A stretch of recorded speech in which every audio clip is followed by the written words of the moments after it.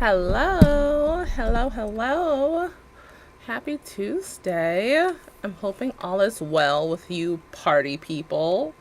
Let's play some music. Get some music going. Hey. Oh, yeah.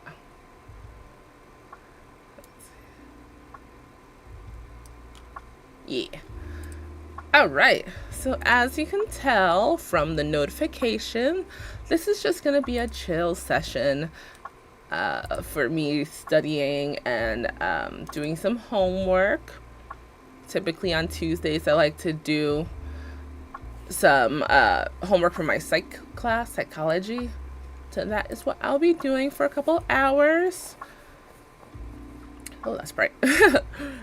Initially, I didn't think I was gonna come on today, because I was gonna go to the dentist, which I still really need to go to. But I'm still trying to kill this headache that I have. That's been like lingering. It's been decreasing a lot, but I'm still trying to tend to this headache. So I don't think it's best for me to get work done while I'm not feeling too hot. So, I'm like, what better way to spend my Tuesday than to do some homework? And I'm actually excited for this assignment that I'm about to do. Let's see, course content. Because this is one where, so these couple times that I've been on doing my study sessions, we've been doing essays based on different topics, whatnot. So this time we get to do an essay based on any topic I didn't choose from the other categories, or I can choose my own topic. So I'm gonna do I'm gonna do my essay based on how often women, people of color as a whole, are underdiagnosed regarding some type of neurodivergency, because I'm like, I can write really well about that. So that's what I will be doing. There's a high chance I'll probably need to repeat that along the way, but yeah, I'm gonna put more lip balm on. So yeah, at any point, if you'd like to just hang out, have me as background noise, you know, I am totally fine with being people's background noise. I am noisy enough to be background noise.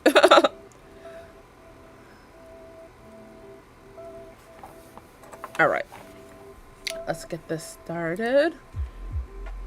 Let's do Google. I love writing my essays and whatnot through Google, because then when I download it and send it to my teachers, it sends as like a Word doc, or when I do a Google slide, it goes as a PowerPoint. I love doing stuff like that, so it makes it very convenient, because they only want it downloaded from something Microsoft related. So it works well, especially since Google, I have it on all my devices, and it's easy enough for me to pull up pretty much anywhere, even if I were to use my school's computer. So it's very convenient. Okay, how did we title the other ones? Let's find out. I should have gotten a munchie while I was upstairs. Oh well. Let's see. All right, I'm gonna see how I wrote my other essay, so I can pretty much copy how I did that format. Where is it? So yeah, again, at any point, we're just hanging out. People are gonna come through, people are gonna leave. That's totally fine with me. We're just hanging out and vibing. So, if I'm background noise to you, that is a-okay. If you want to start a respectful conversation and chit chat, fine by me as well. I just love the good vibes, and I love the discussions along the way, and just good vibes, especially with this chill music on. Where is it? General psychology. Okay, here we go. Okay.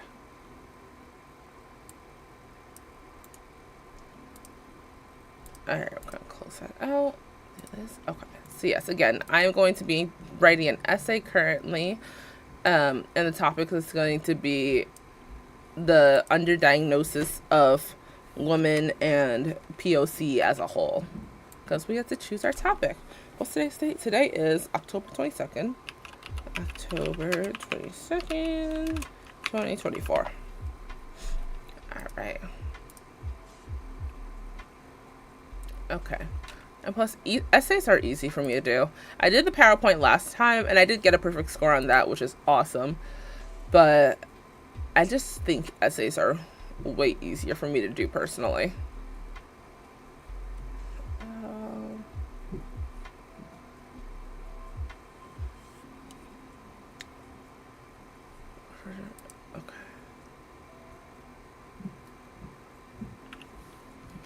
Okay, let's call it.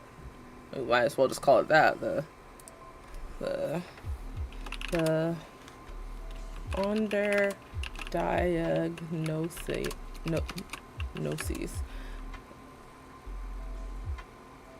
of women and POC. Oh, maybe the under for. How do I want to word this? The diagnosis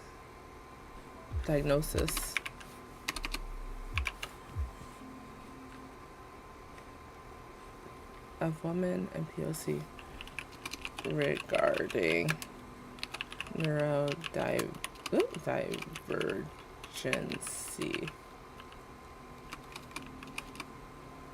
Oh.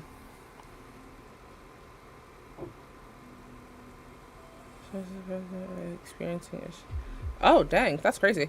I just got like a big time alert. It says public safety alert. 911 services around Connecticut are experiencing issues. If you cannot call 911, text 911. Dang. I wonder what kind of issues they're experiencing. That's actually very scary.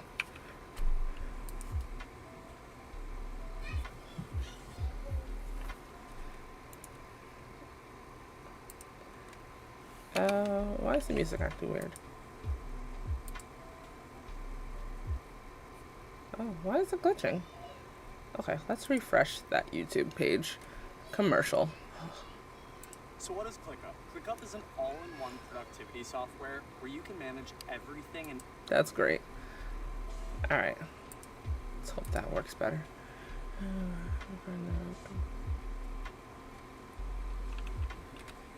Neurodivergency. Okay, I can get down with that. So let's take it off of bold. Okay, let's look up some websites regarding that. So I'll probably make one paragraph about women in general getting underdiagnosed, and then another paragraph POC as a whole getting underdiagnosed. I don't know why this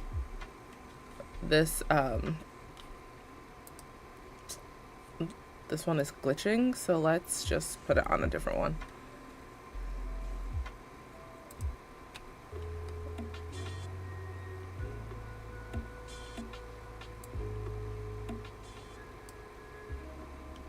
Alright, let's see how this one does. Sorry about that. Okay, so let's look up some websites. Go on to Google to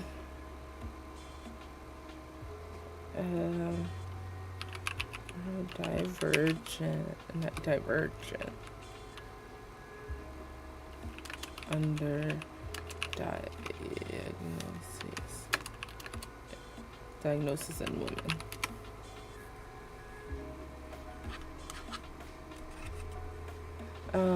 Okay.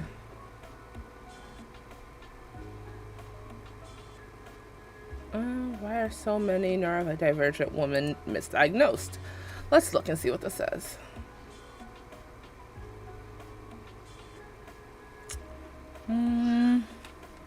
Many neurodivergent people are misdiagnosed or not identified at all. This is particularly true for girls and women.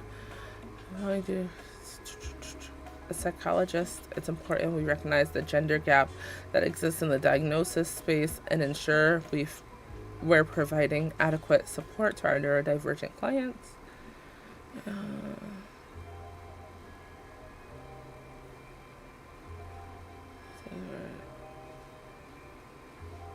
Display disruptive, hyperactive behavior are more likely to be referred for an ADHD assessment. Yet there are 3 specific subtypes of ADHD: predominantly inactive, inattentive, predominantly hyperactive / impulsive, and a combination of the two. Girls and women often fall into the inattentive subtype, which means their symptoms of ADHD could look different. Okay, I like this website. We'll utilize that one. Hold on.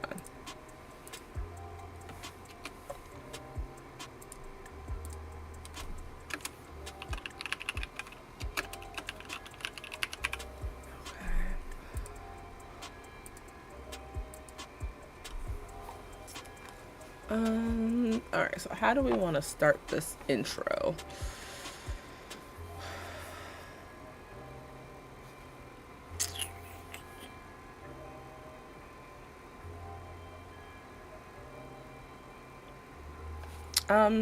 Let's start off with the definition of neurodivergent, right? Right.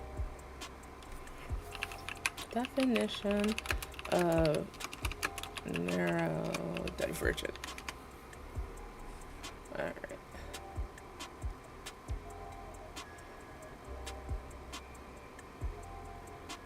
Okay. Merriam-Webster Dictionary. Having or relating to a disorder or condition such as autism spectrum. Hey! How you doing today? How's your Tuesday going? I'm here just doing homework, just chilling, seeing how the vibes go for the day. I like to hold myself accountable and do these live streams for when I'm doing my homework because they help me do my homework.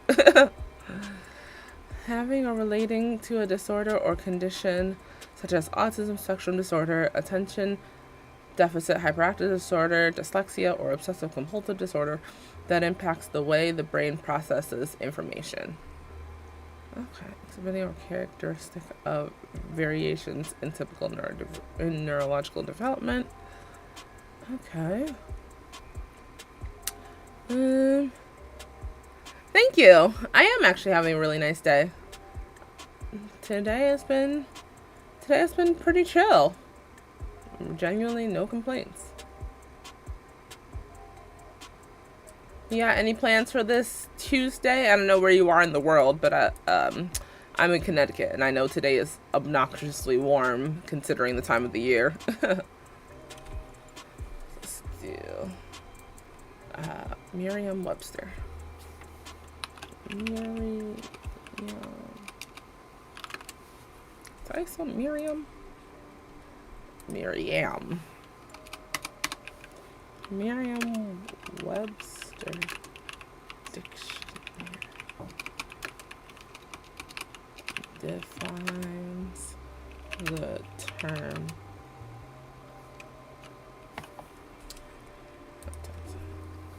neurodivergent.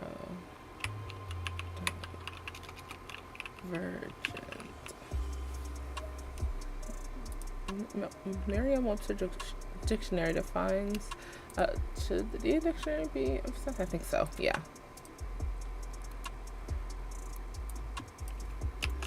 It defines the term neurodivergent as. Oops.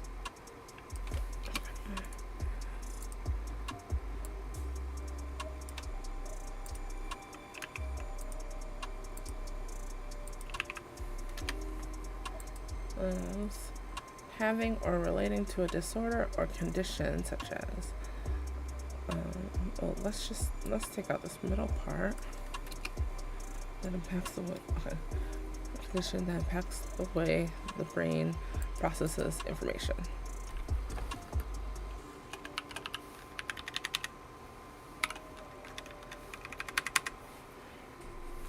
Okay. Let's also have sources.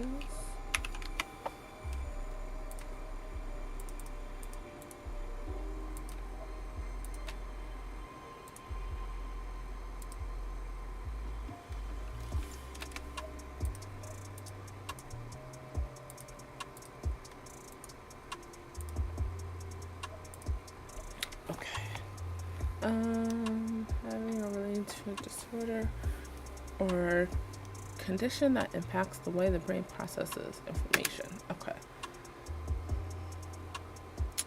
Let's see if I go.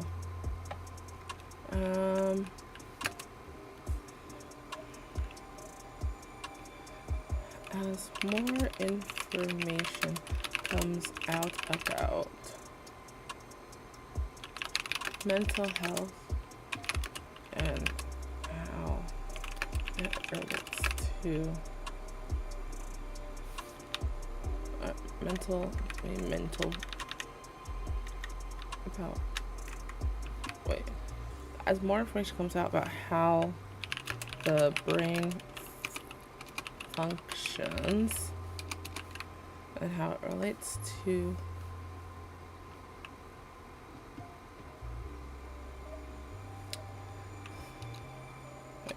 as more information comes out about how the brain functions. We have seen quite an influx of the amount of quite an influx with the amount of people. Hold on, let's add this real quick to my psych profile. There we go. Okay. We've seen quite an influx with the amount of people being diagnosed some form of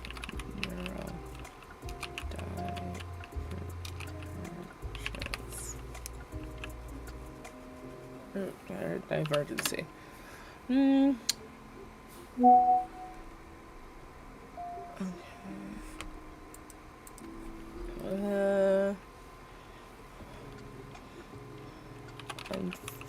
Unfortunately, there are groups of people still being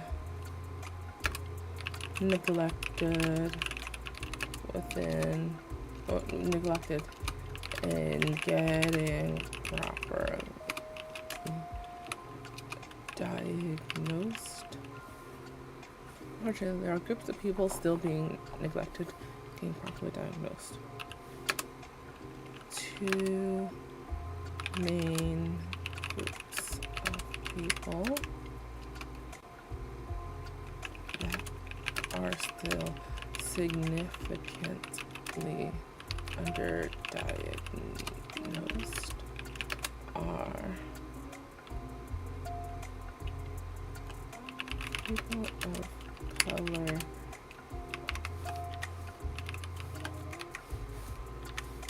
as a whole, as well as women in general.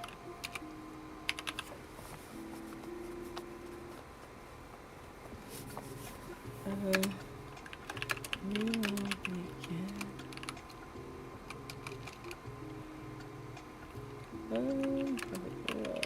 begin by discussing more in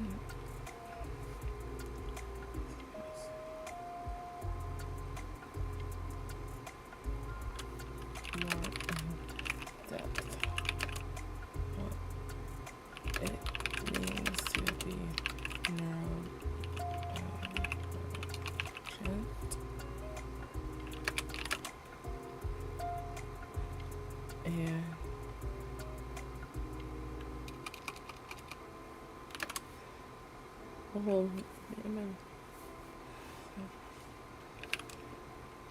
and discussing as well as learning about why POC and women are so often misdiagnosed.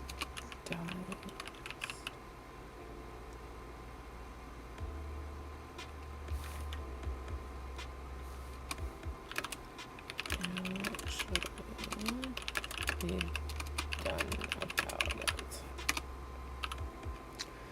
Okay, we got at least our intro for now.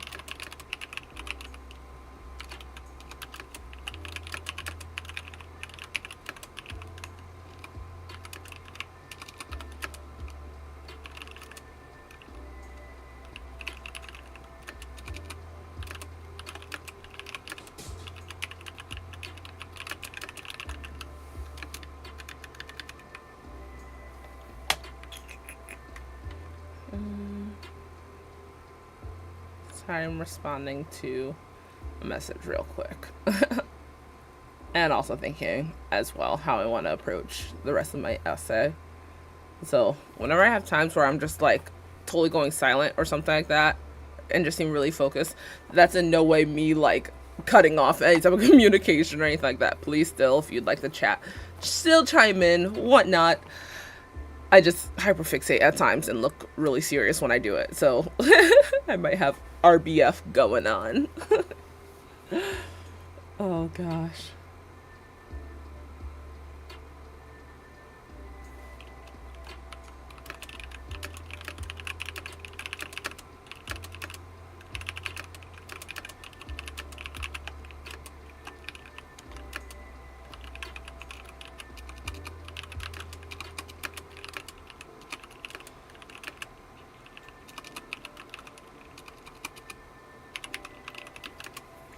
Ooh. I really might toast a bagel and put peanut butter and jelly on it. I might do that in a moment.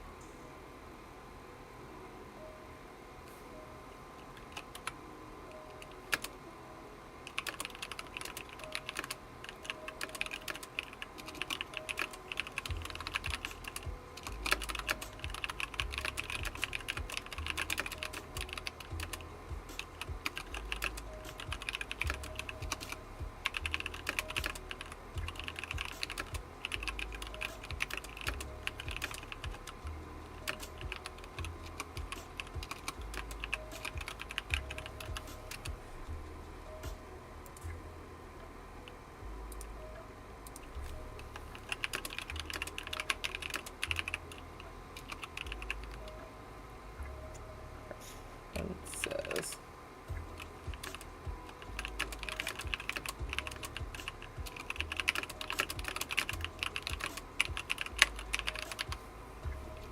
I know I mentioned earlier, but it is so weirdly warm today. Like, what's the temperature?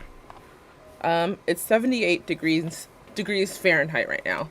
And just for any non-USians listening in, I'll convert that to Celsius. So, FGC. So it's 78 right now, 78. So it's about 25.5 degrees Celsius. It is quite a warm fall day, and it just looks so pretty and feels so great outside. Even though I do love a crispier fall day, I do love this weather too.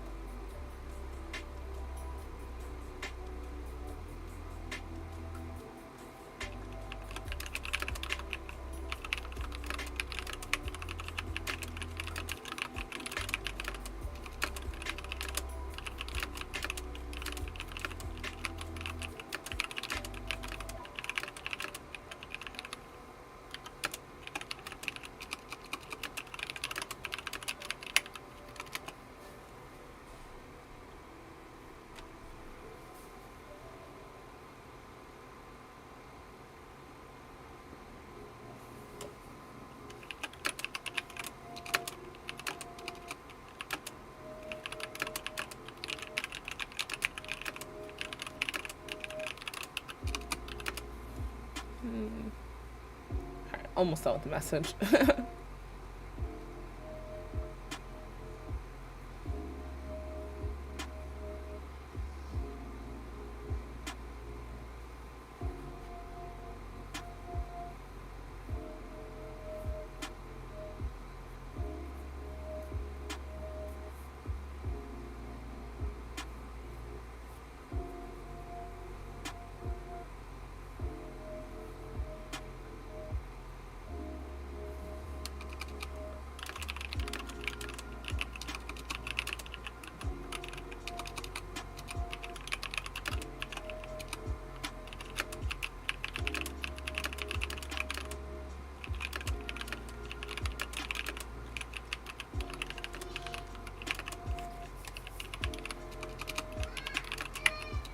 Well, Marley is talking.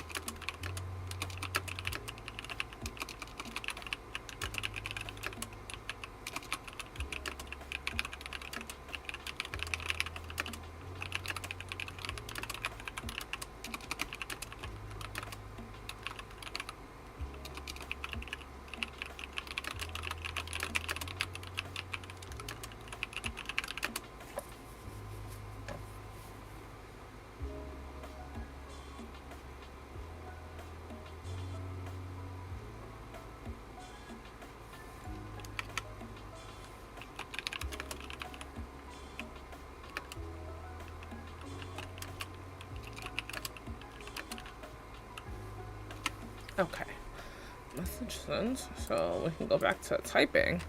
Let's see, so I want to start off talking about types of neurodivergent.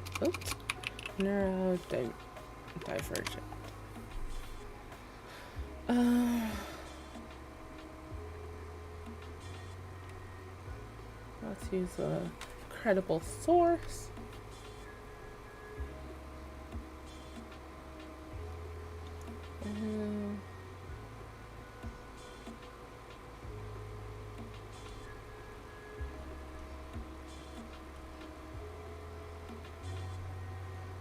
Cleveland Clinic. Is that the real? Huh.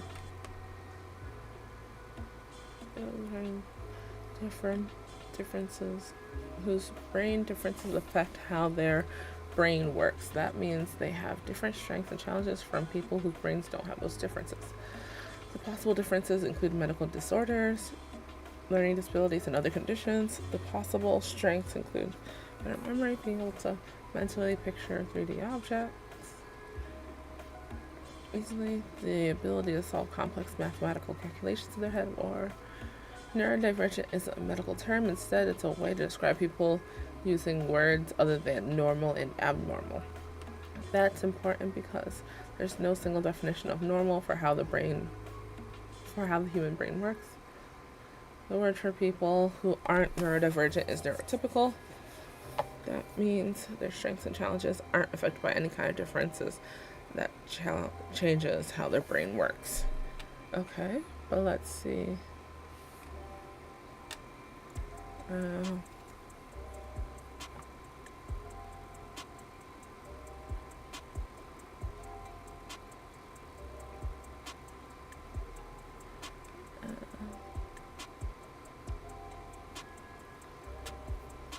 Okay.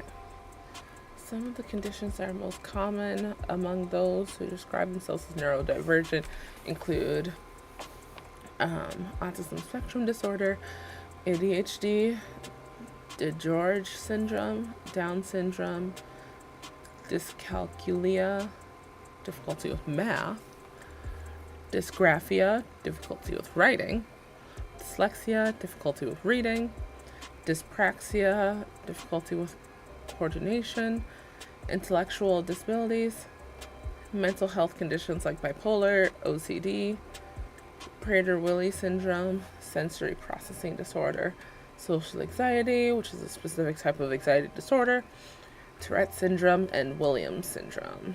So, while I'm not going to write all of those ones, I'll pick like 4 to utilize. So, I'll do autism, ADHD,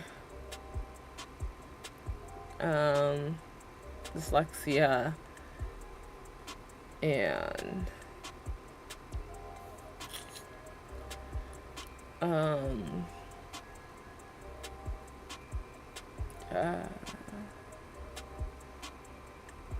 and what's Williams syndrome?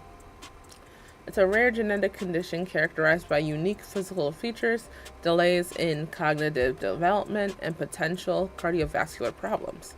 Children born with Williams syndrome can have a normal life expectancy, but may develop side effects from the condition that affects their prognosis.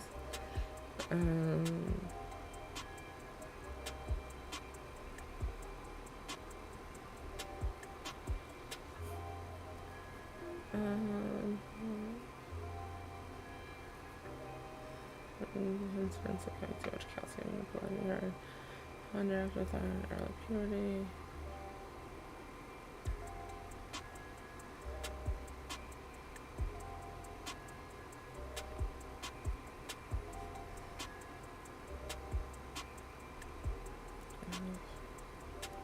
Okay.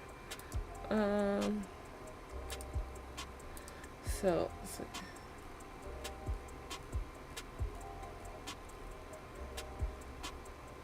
we'll say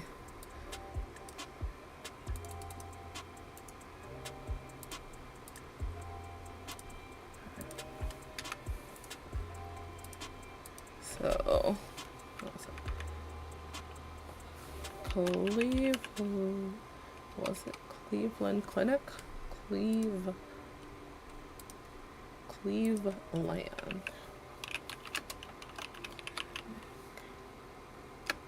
States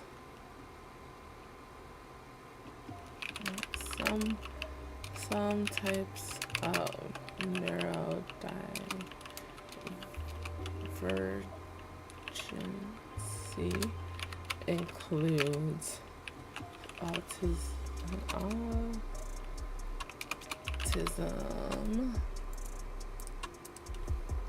Is there a hyphen between autism and spectrum?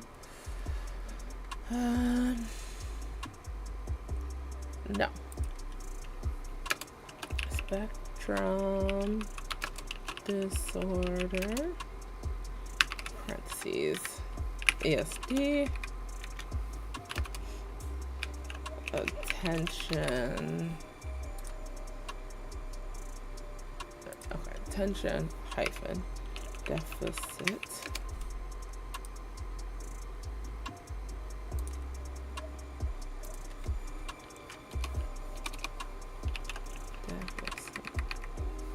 Hyperactive disorder. Oh, hyperactivity disorder. What other one did I say? Is syndrome considered neurodivergent? I guess so, huh?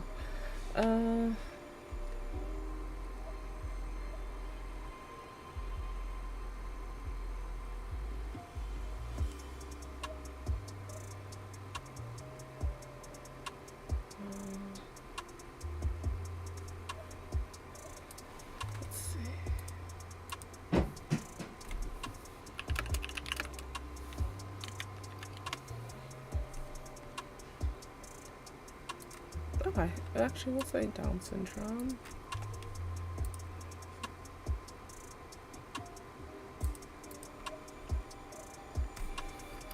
Down syndrome. And let's name one more.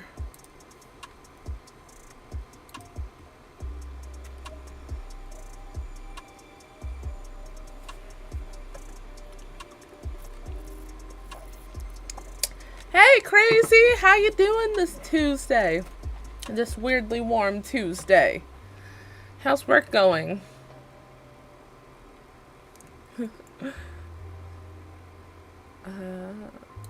Dyslexia.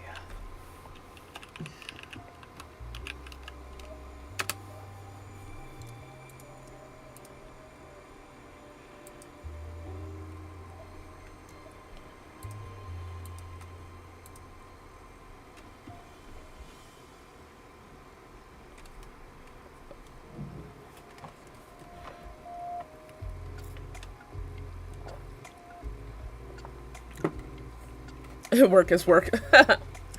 I'm doing well. Just getting another essay done, but it's a topic that we get to choose the topic, so I'm happy about that. So, like, I'm feeling good about this. Okay, let's also look up on Google. So I'm doing another essay for my psych class, my general psychology class. The topic is one that we get to choose. So I chose to do a topic that's very relevant to me. Pretty much people of color and women, both in general, being underdiagnosed with neurodivergent stuff. I'm talking about that.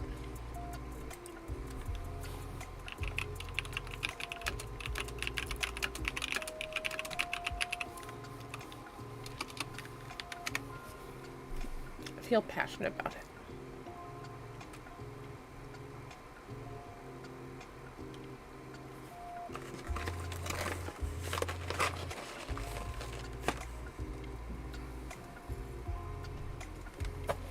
I'm also munching on granola, seeing as I forgot to have breakfast. Munching on granola and drinking a strawberry smoothie, and Marley's upstairs pissed off.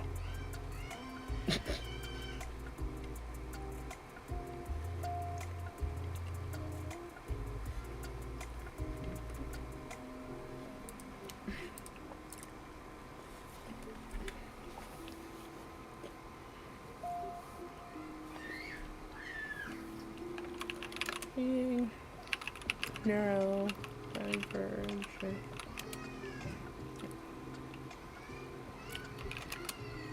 can display in various forms and impacts people's lives in various ways.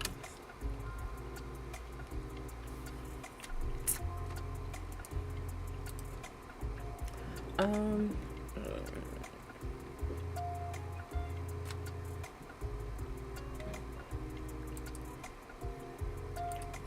let's see.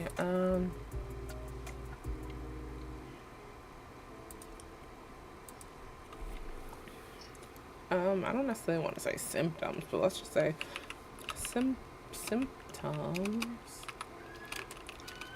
of neurodivergency.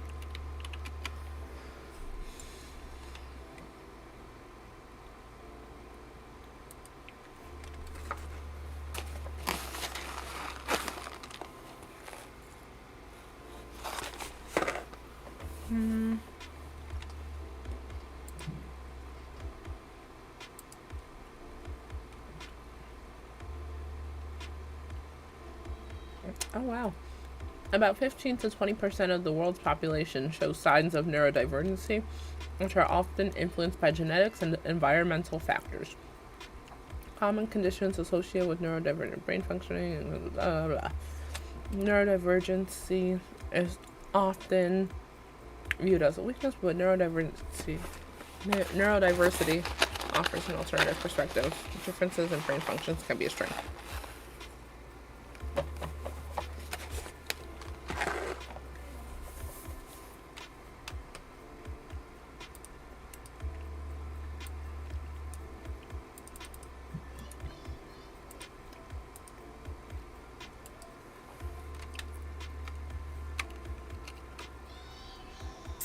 After I get done with this essay, depending on when I get done with this essay, it might either be oh,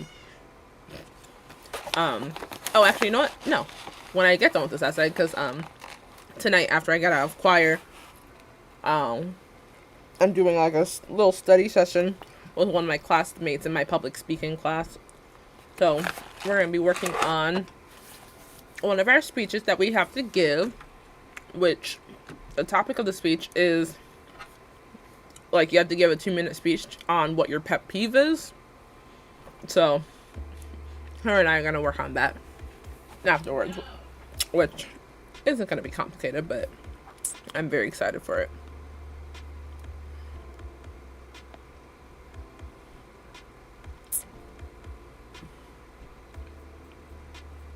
Hold on.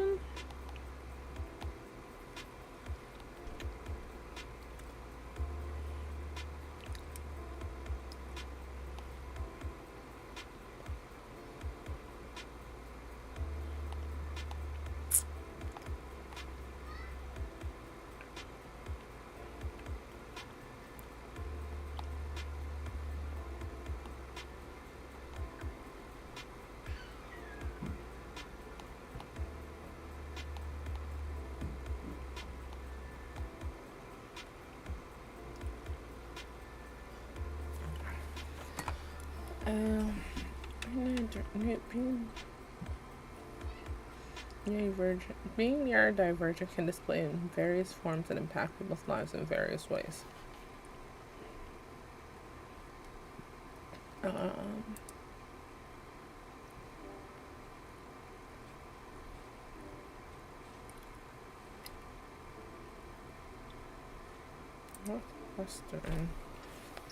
Northwestern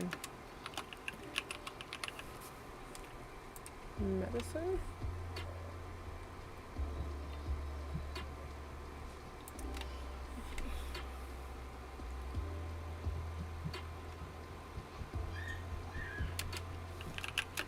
So it says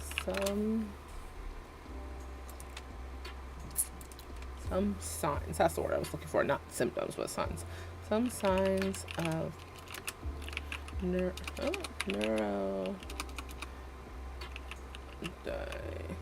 divergent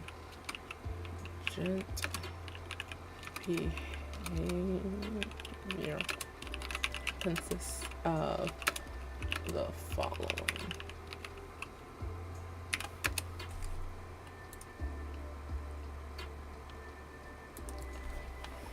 Difficulty with social interactions,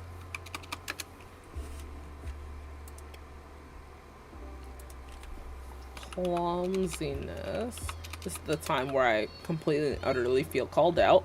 Clumsiness. Heightened anxiety. Anxiety.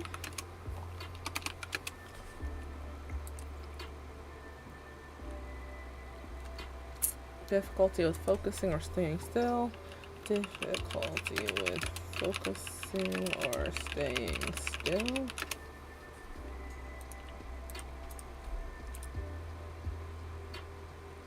Sensitivity to light, sound, touch, and smells.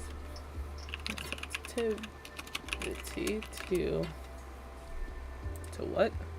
To light. What is it? Hey! Hey, fellow goth. How you doing on this lovely Tuesday? If it's Tuesday for you. How you doing? How's life? What's been going on? Sensitivity to light, sound, touch, and smell. Light, sound, sounds, touch, and smells.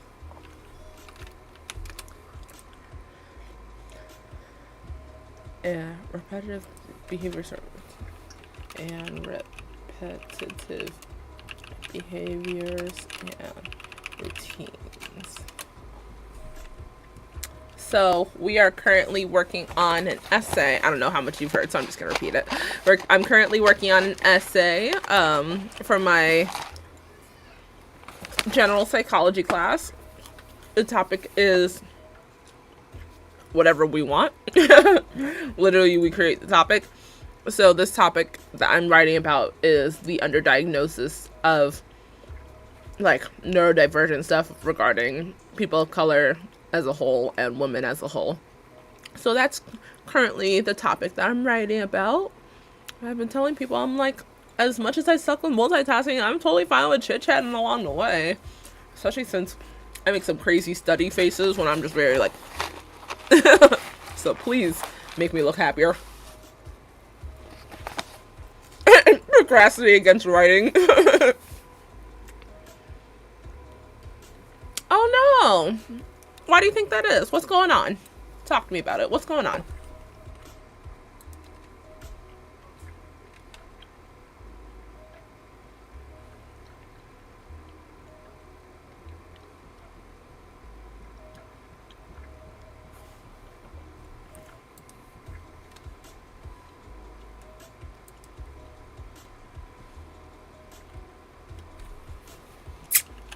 Some people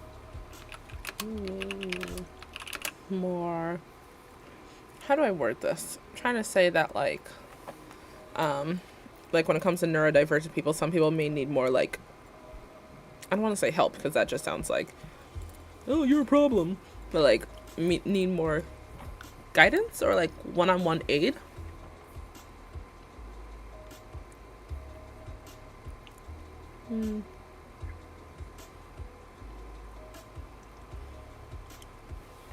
I'm gonna say guidance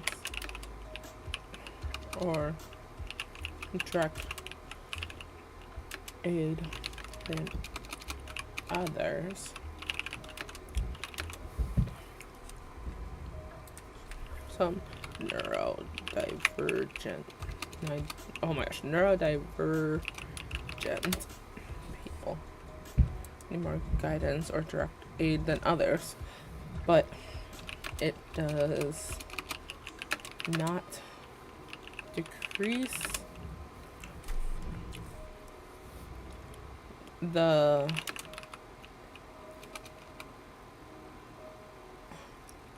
what I'm trying to say. I'm trying to say that it's not like they aren't that diagnosis. It does not decrease the validity. It does not decrease the validity of their diagnosis.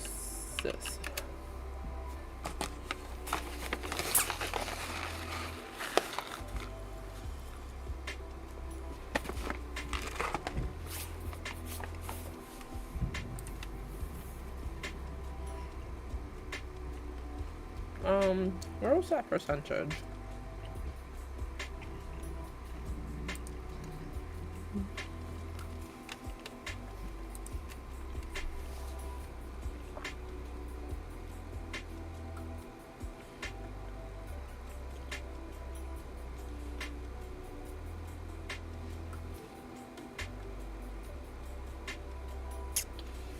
No, don't apologize. I asked the question. You're answering. You didn't do anything wrong. No, I mean, I appreciate the apology, but if I ask the question, like, girl, just you answer as much as you need. No, that genuinely makes sense. I completely understand what you're saying. So, yeah, it creates an unfortunate disconnect between doing something that you're passionate about, doing what you love, with the relation of how others will take it because of upbringing and whatnot. But I mean, definitely trust your friends. Your friends aren't it seems like your friends aren't steering you in the wrong direction, so they're your biggest fans, it seems like, which good. They're hyping you up, so maybe let your work shine. What I've learned in life is that no matter what type of fruit you are, there are going to be people that absolutely love that fruit, and there's going to be people that don't like the fruit. Don't change what fruit you are just because someone else doesn't vibe with it. No. Like, I love mangoes. I think mangoes are one of the best fruits in the world. Some people don't like mangoes. Babes, I'm still eating that mango though.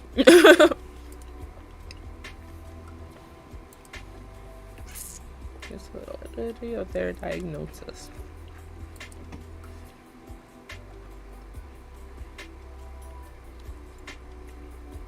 Where was that percentage? It was like, so like 20% of the world is neurodivergent.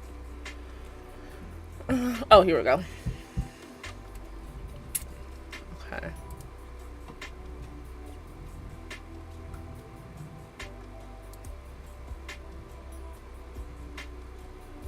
Oh, I should also probably put the Webster Dictionary's definition of neurotypical.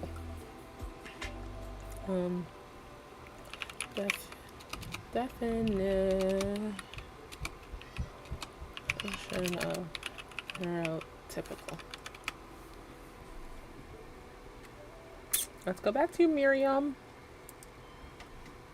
Alright, not affected with a disorder or condition that impacts the way the brain processes information.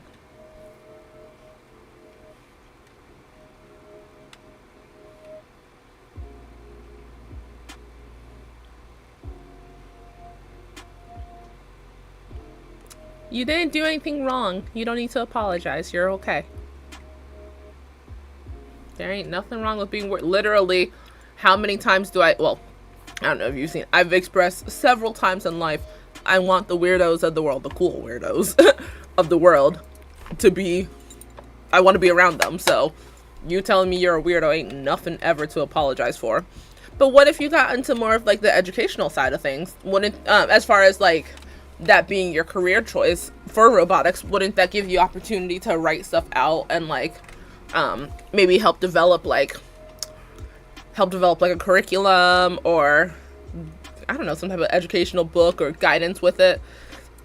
I mean, it could in theory do both, do the hands-on and the typing.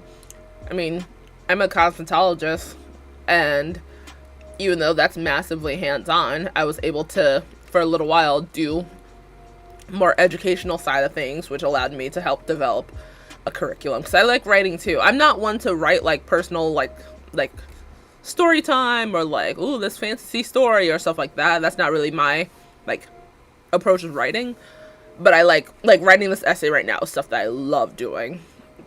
So when I was able to do the educational stuff for cosmetology, that gave me opportunities to do what I think is creative writing in my own way.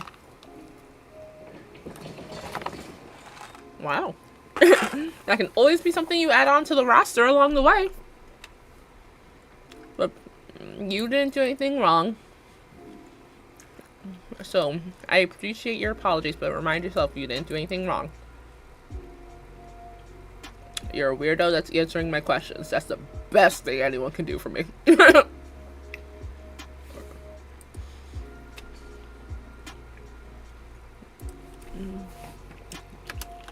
And they also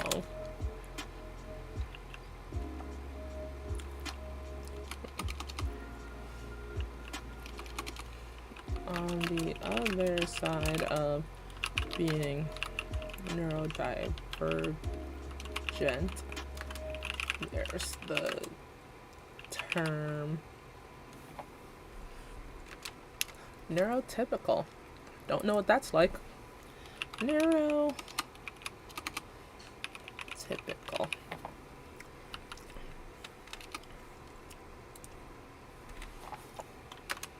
Which is just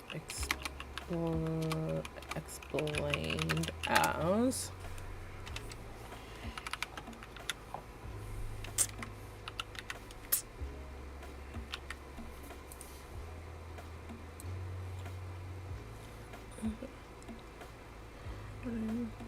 okay.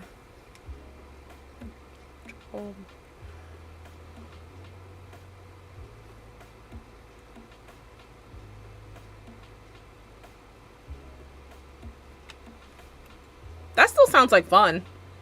You can still do a bunch of writing with that in your personal time. I think you can explore around with that as, when I say, like, as you develop that confidence along the way, that's not to imply that you're, like, less than or anything like that, but, like, developing the confidence all along the way, meaning, like, being more sure of your writing, be like, yeah, this is bomb. Even if someone else doesn't like it, so what if someone else doesn't like it? It doesn't matter if even 10 people don't like it. Who cares? You like it. You do it up. Because the people that like it will gravitate towards your writing. And people that don't, they don't.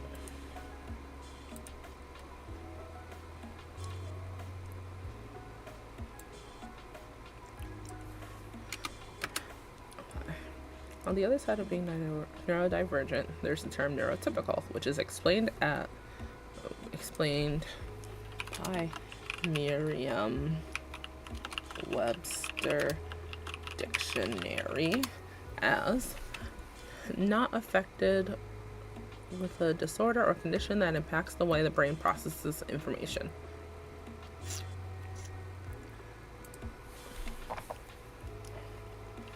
Society is turning away from terms such as normal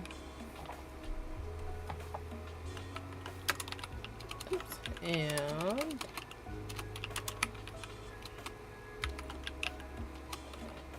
abnormal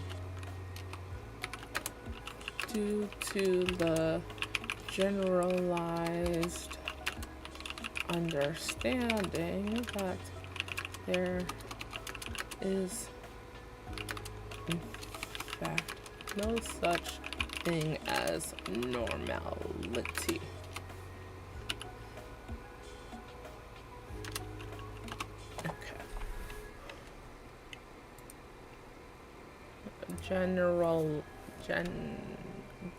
I spelled that wrong.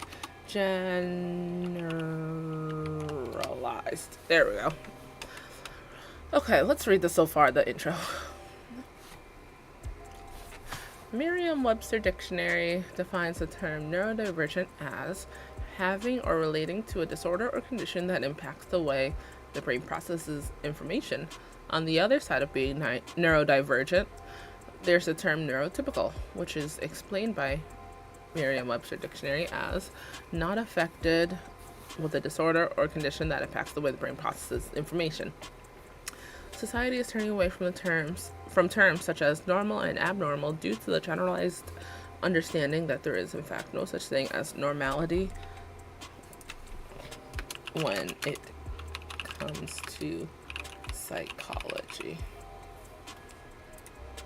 As more information comes out about how the brain functions, we have seen quite an influx with the amount of people being diagnosed with some form of neurodivergency. Unfortunately, there are groups of people still being neglected in getting properly diagnosed I want to say something else about that. Unfortunately, there are groups of people still being neglected and getting properly diagnosed, which would lead to helpful services being provided to them. Two main groups of people that are still significantly underdiagnosed are people of color as a whole, as well as women in general. We will begin by discussing more in depth what it means to be neurodivergent, as well as learning about why POC and women are so often misdiagnosed and what should be done about it. Cool. Cleveland Clinic states that some types of neurodivergency includes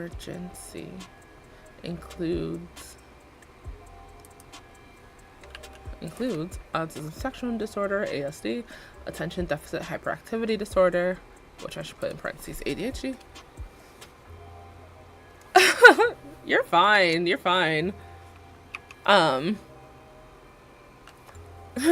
Well, Webster Dictionary defines neurodivergent as having or relating to a disorder or condition that impacts the way the brain processes information. So, hold on. Okay.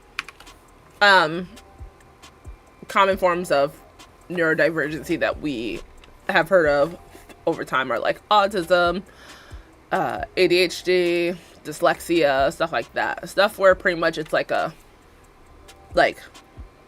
your brain is formed in a way that doesn't always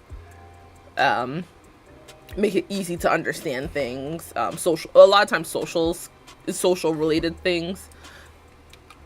But the topic means a lot to me personally, seeing as me being a black woman and getting diagnosed super later on in life.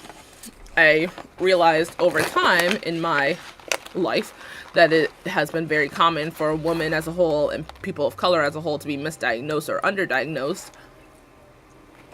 So I wanted this to be a topic that I talk about for my psychology essay.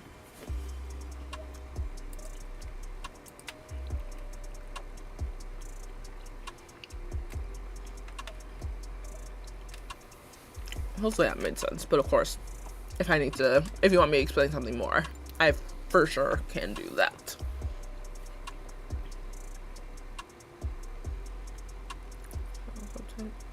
Diversity include autism spectrum disorder, attention deficit hyperactivity disorder, Down syndrome, and dyslexia. Being neurodivergent can display in various forms and impact people's lives in various ways.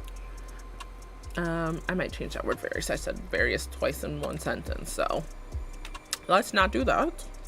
A synonym for various. Numerous. Okay. Numerous. Northwestern Medicine says that some signs of neurodivergent behavior consist of the following: difficulty with social interactions, clumsiness, heightened anxiety, difficulty with focusing or staying still, sensitivity to light sounds, touch, and smells, and repetitive behaviors and routines. Some neurodivergent people may need more guidance or direct aid than others, but it does not decrease the validity of their diagnosis. Okay, that's what I have so far. Let's say, though this percentage may increase as time goes, as we learn more about neurodivergency.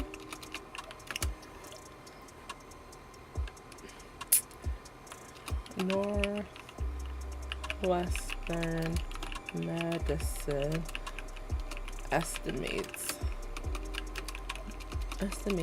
that about 15 to 20% of the world's population That's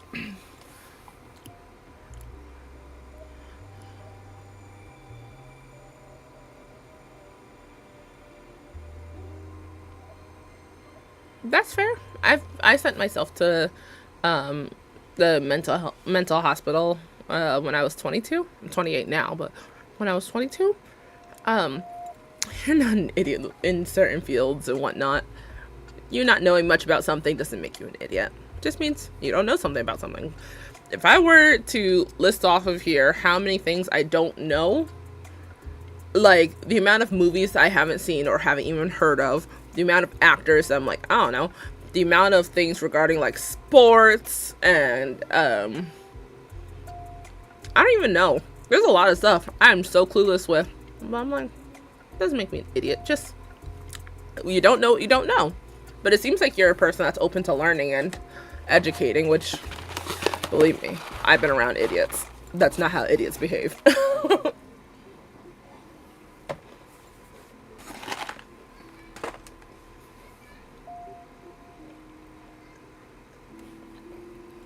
That's valid. Remind yourself, you survived 100% of what life has thrown at you. Your time for your light to go down is not yet.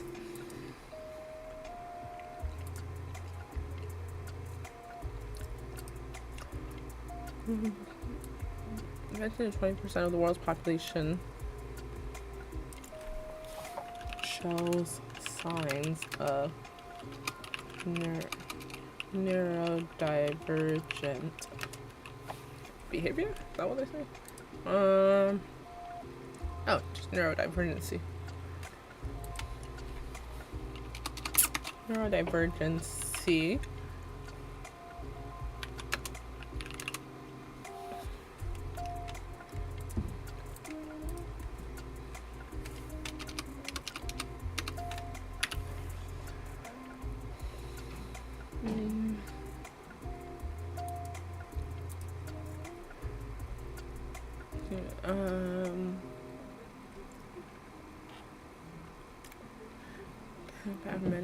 Can have management outcomes. No.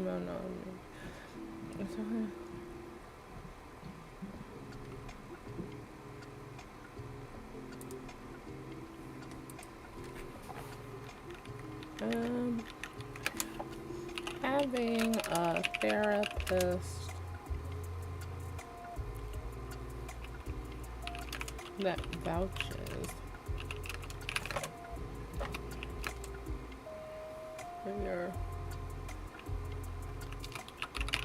mental health journey can lead to obtaining a proper diagnosis. They can suggest getting a neuropsych evaluation, which would be in-depth testing to help diagnose someone and provide services that would cater to their lifestyle.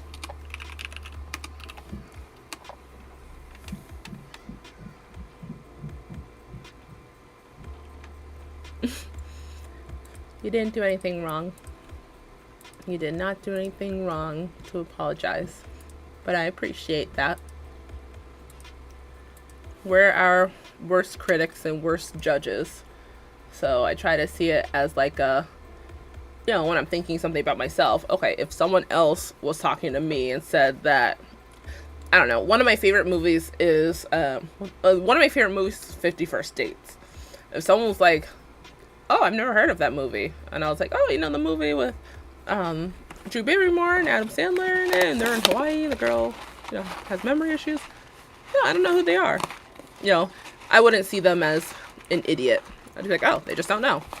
So I try to think about that type of approach when thinking about myself and help encourage other people to kind of think of that way too.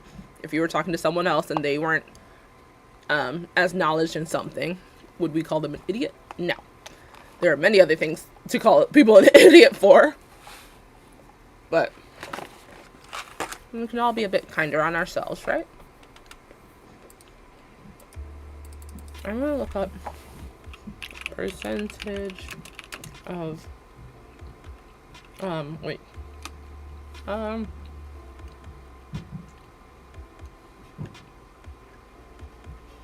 want to look up like categories of people and their percentage of like diagnosis of being neurodivergent.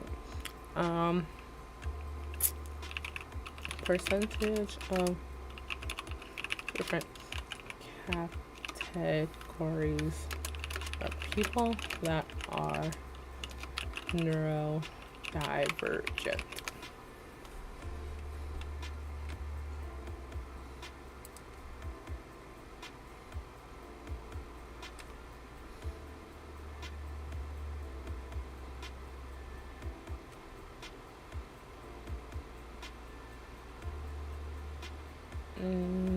I hate also when websites have like font that is so ugly.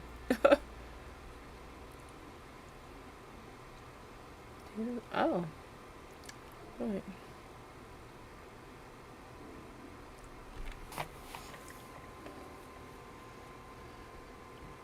Um.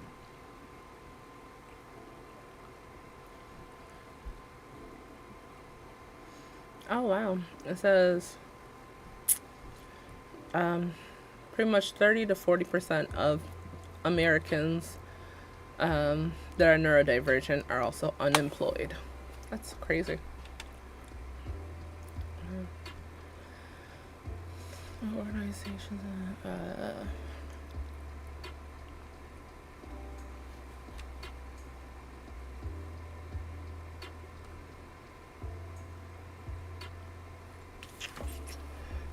I don't think I'm finding information that I was looking for.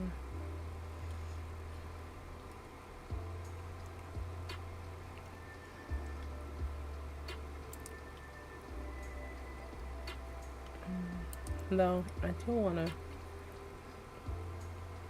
keep that information up because that is a crazy statistic that I might utilize.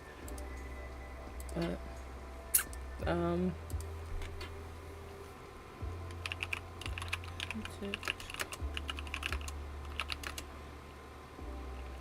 with percent of white men that are neurodivergent.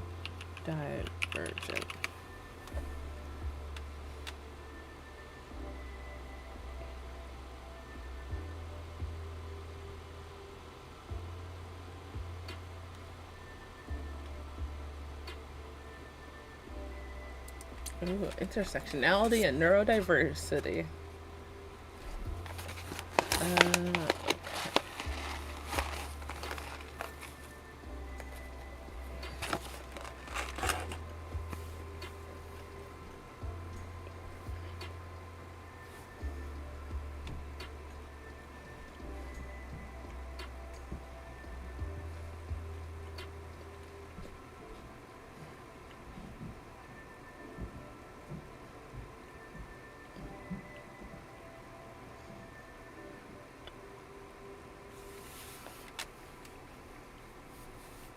No, I didn't know that Simone Biles has ADHD.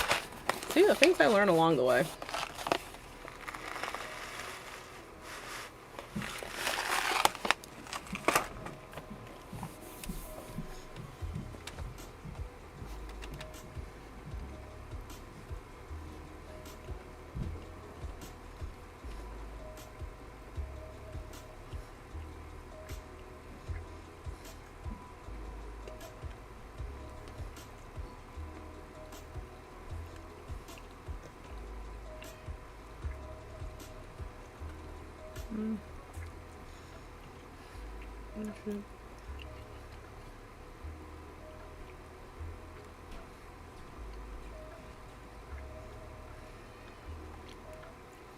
Um,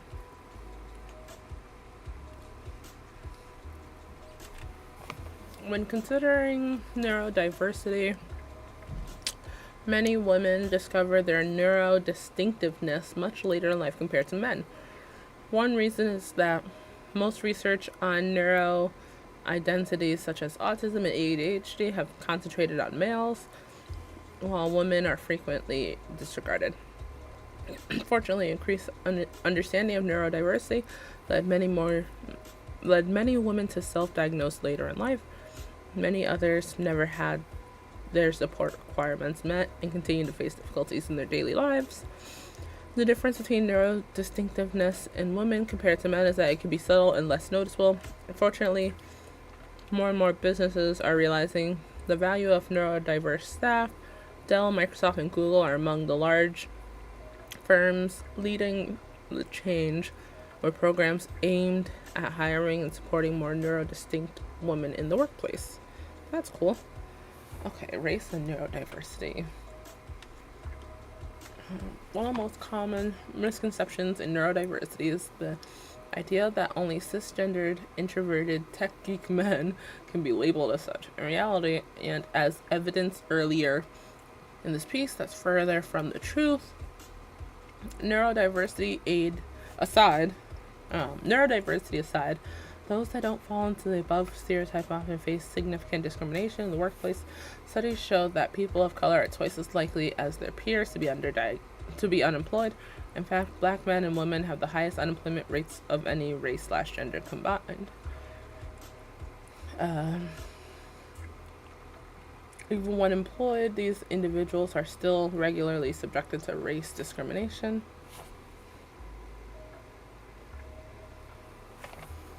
According to the Gallup Center on Black Voices, 1 in every 4 black and Hispanic employees in the U.S.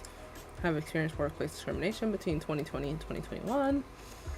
Neurodiversity in persons of race can be overlooked as it is in women. According to one study, only 58 of autistic children have documentation of this in their health or education records. Children of color were far less likely to have documentation than their white peers. Yet neurodivergence is relatively common in many multicultural communities. Multiple studies conducted between 1979 and 2020 found the prevalence of ADHD was 14.54% for black adults and children and 13.87% for black children.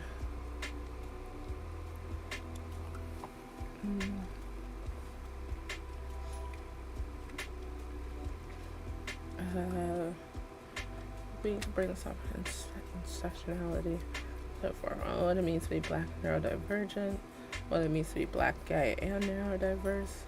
Contrary to popular beliefs, non-cisgender identities, gender identities that differ from biological sex, are more widespread among neurodivergent people.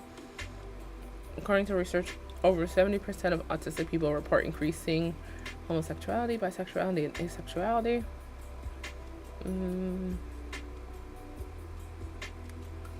Okay, cool.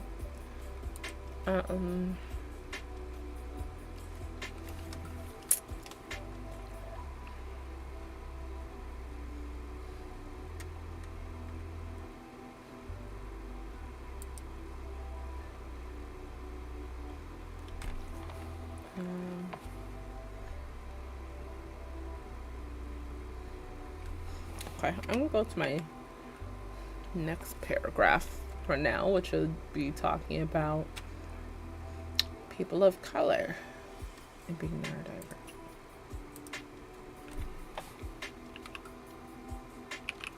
neurodivergent. Neurodivergent POC information.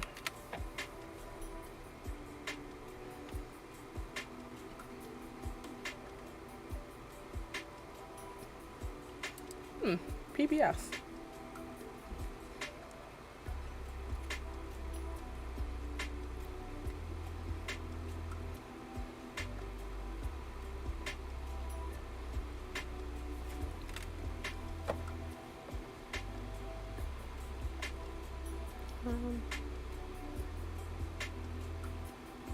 That is a video. I don't really feel like watching videos right now.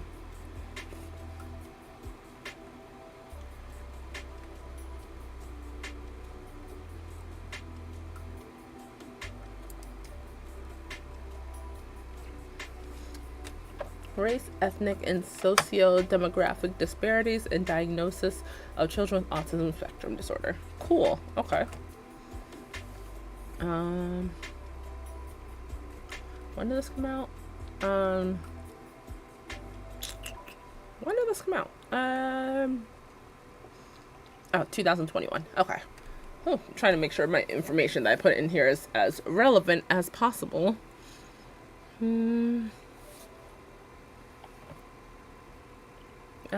The prevalence of ASD has increased dramatically in the past 2 decades, with current reported U.S. prevalence rates of about 1 in 54 children. Behavioral symptoms of ASD have been detected in children between 12 and 24 months of age, and ASD can be reliably diagnosed by 2 years of age. However, parents often have to wait an average of 3 years between their first concerns and their children receiving ASD diagnosis. The average age of diagnosis remains between 4 and 7 years, with this delay being more pronounced with children from lower income, ethnic/racial minority and rural backgrounds. Although the prevalence of ASD has been found not to differ across racial and ethnic groups, studies have found that white children and those of higher socioeconomic status are more likely to be both diagnosed and identified with ASD earlier compared with Black, Latinx, and Asian children, as well as children from low-income families. As a result, non-white and lower-income children are less able to capitalize on early autism-specific intervention services during important developmental windows when optimal neuroplasticity and synaptic proliferation occur. Whoa, those are big words for Elmo. Whoa. Okay. Well, this website seems great, but this is exactly what I'm talking about in my next paragraph. So,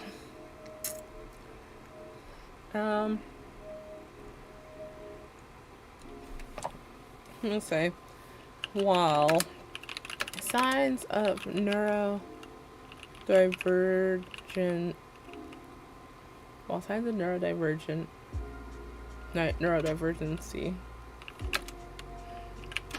are more similar than not regarding how it shows itself from person to person,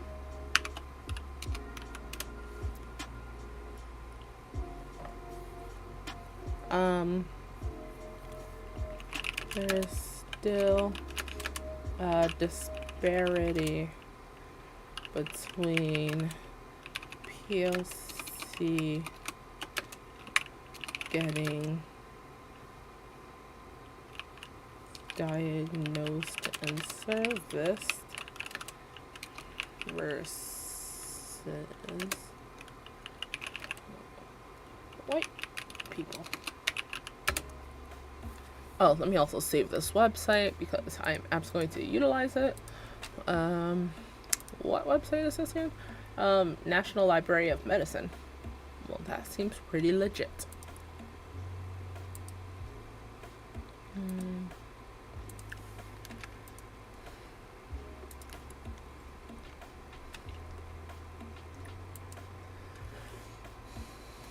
Okay.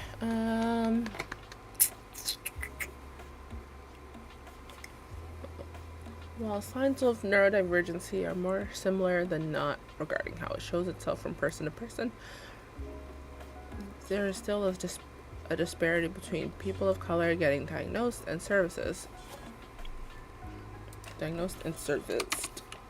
versus their white counterparts.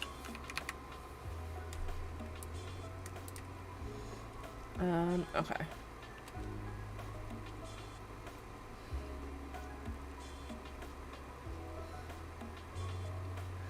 What was it?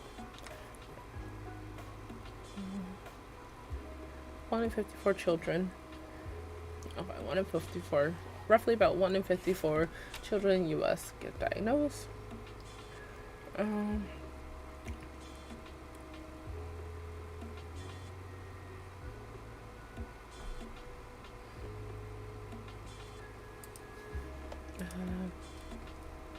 National Library of Medicine. The National Library of Medicine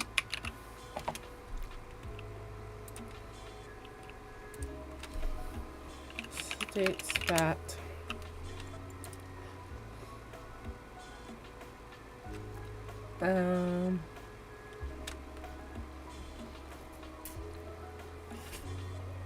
states that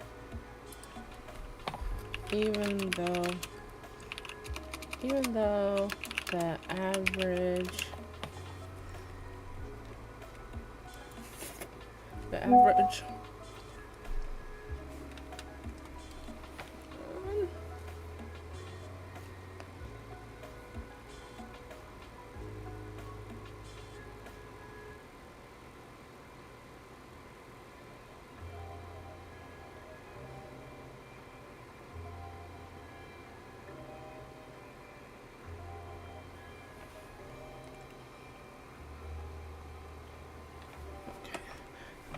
the National Library of Medicine states that even though the average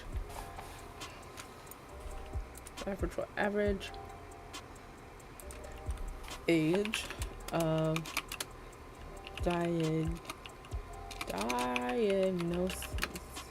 is between the ages of, what did I say, 4 and 7?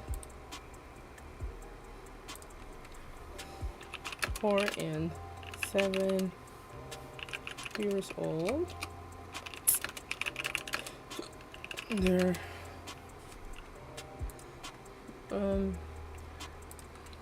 still a delay in diagnosis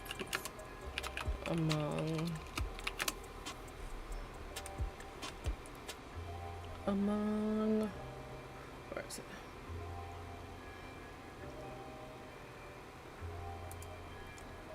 There's still a more pronounced delay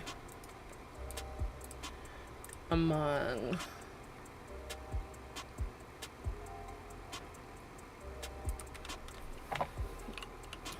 children from low income areas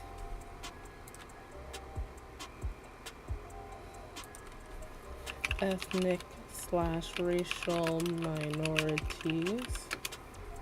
I spelled that wrong. Racial. And rural backgrounds.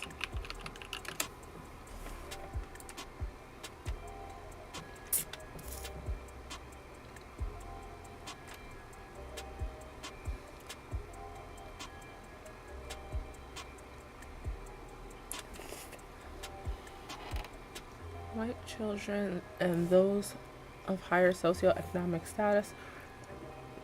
Okay, hold on. Okay, I think I'm going to do a direct quote. White children and those of higher socioeconomic status are more likely to be both identified and diagnosed with ASD earlier compared with Black, Latinx, and Asian children, as well as children from low-income families. That is a long quote, but a quote that is important to add nonetheless.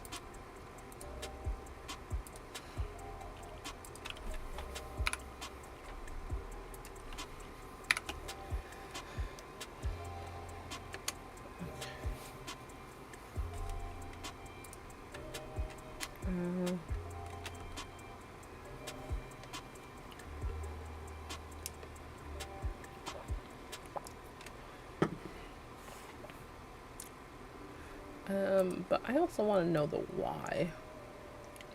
Like, why are POC under diagnosed?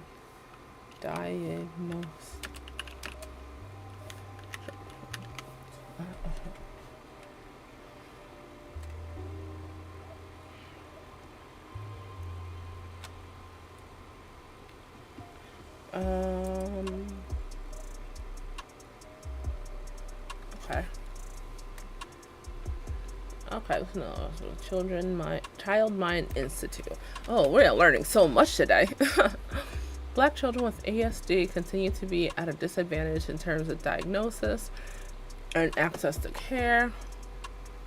What is this?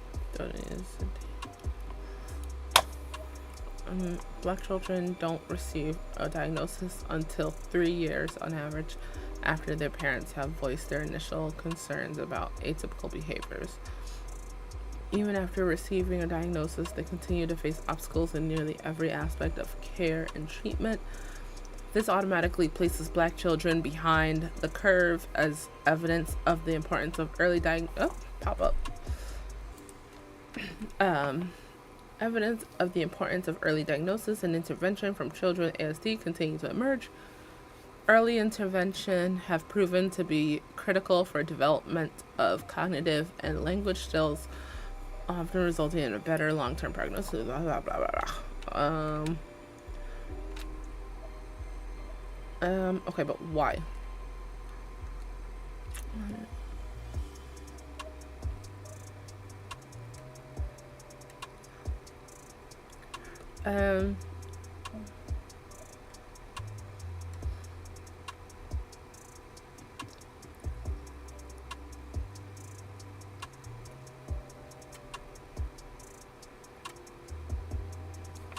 How does stigma affect diagnosis and access to care?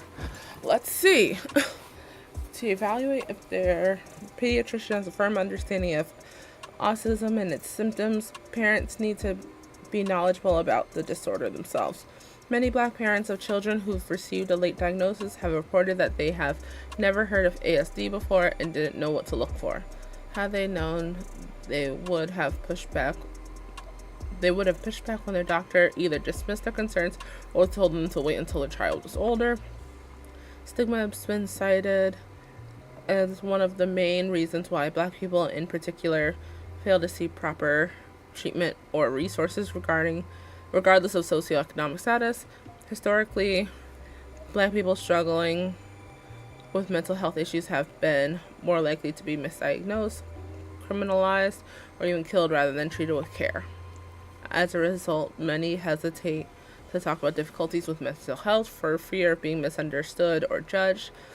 And for a lot of elder members of the community, mental health struggles are still seen as a sign of weakness or a lack of discipline.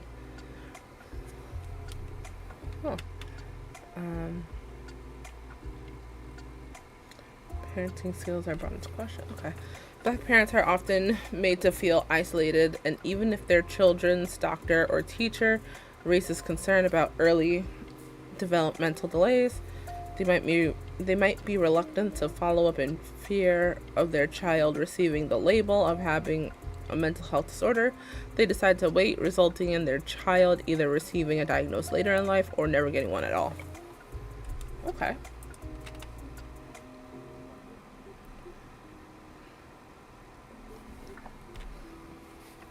But why is there such a discrepancy between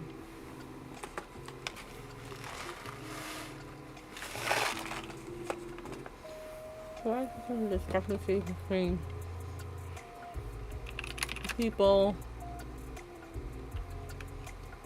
between Black children, no, between POC children, children of color, duh.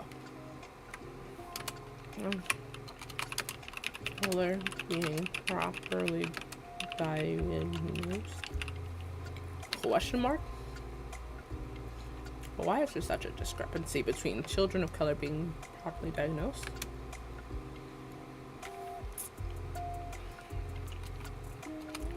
The main cause of this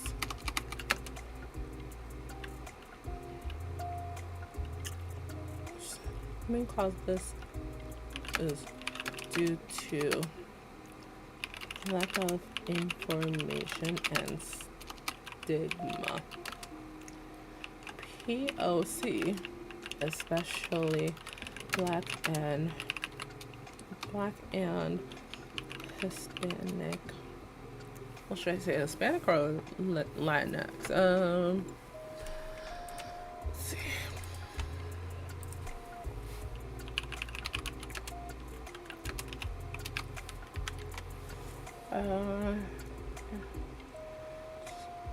Percentage of African population. Hispanic refers to a person with ancestry from a country whose primary language is Spanish. Latino and its variations refer to a person with origin. Okay. I say Hispanic.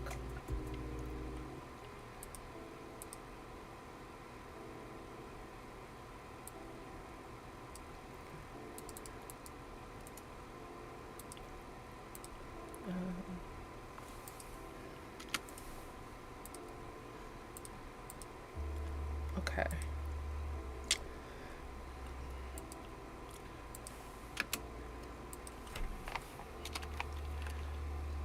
Main causes to lack of racial stigma. POC, especially black and Hispanic communities, often receive negative treatment when speaking up on mental health topics.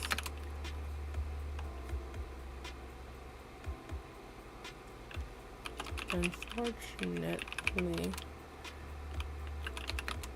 when a pussy is having a mental crisis, is in a mental crisis,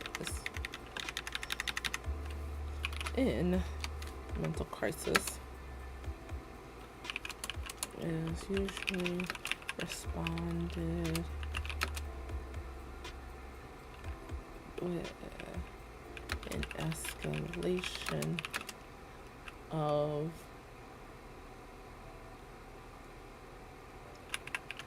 said crisis that could lead to imprisonment, injuries, or death.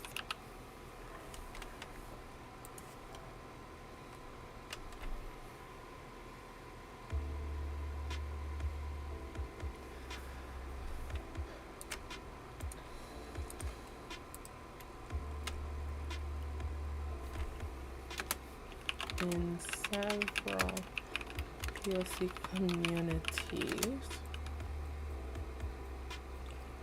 speaking up on one's mental health is seen as weak and a result of poor parenting slash upbringing. Hey Jess! Oh my gosh, hi, how you doing? How's your warm Tuesday going?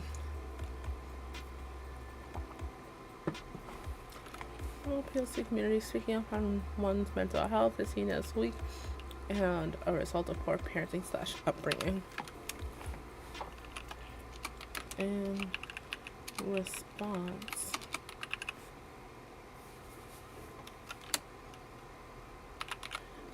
many children and adults, many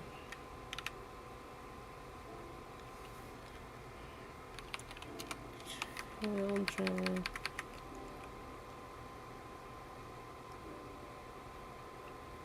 follicle decapitation? Are you like crushing hair? Oh, oh, haircut. Oh my gosh. It's actually kind of close. Crushing hair with scissors. Oh, cool. Cool, cool, cool.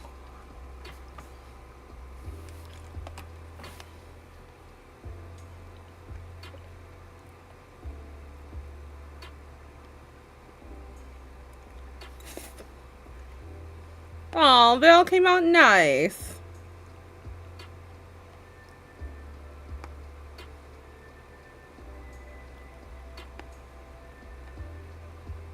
Very nice. Very, very nice.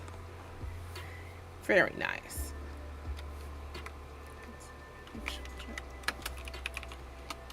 Of color. Adults. Of color.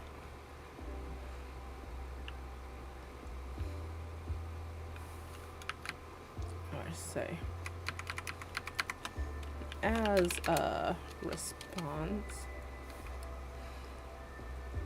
the children of color, adults of color, either receive a late diagnosis or no diagnosis at all.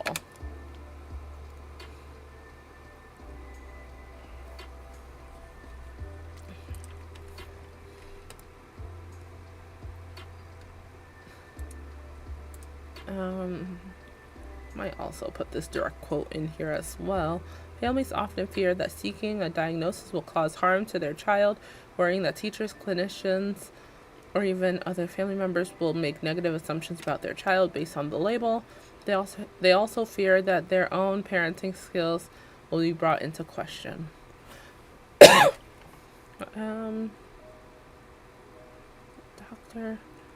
Telesford. I'm gonna highlight that, but also figure out when this doctor was mentioned. Dr. Telesford.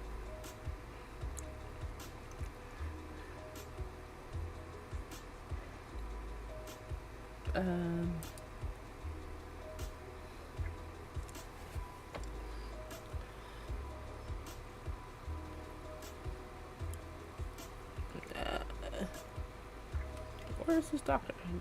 Here we go.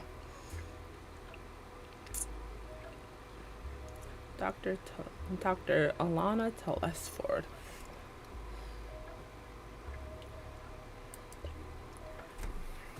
Dr.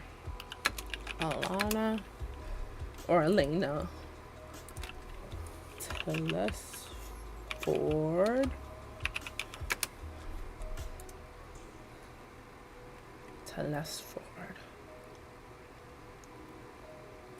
A psychologist who specializes in autism.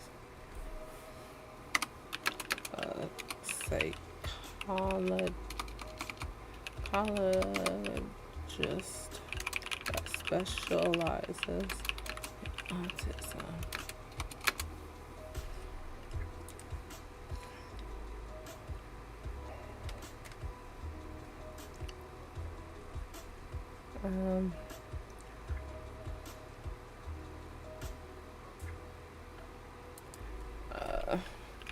Was interviewed in the article. What's this article called? Why do black children with autism get diagnosed late? Why? Okay, hold on. Ah, that's not what I meant to do.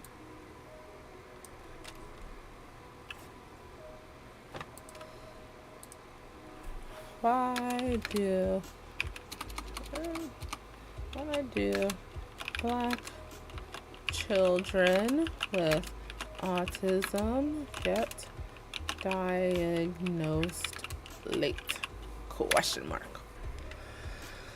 That is the question, ain't it?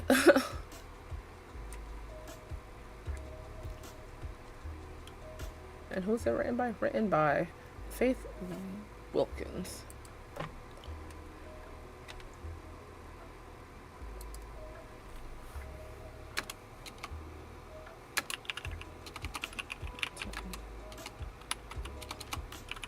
By Faith Vulcan. Oh, I didn't mean to delete that. Well, hey, that's why I saved it, right? Wilkins.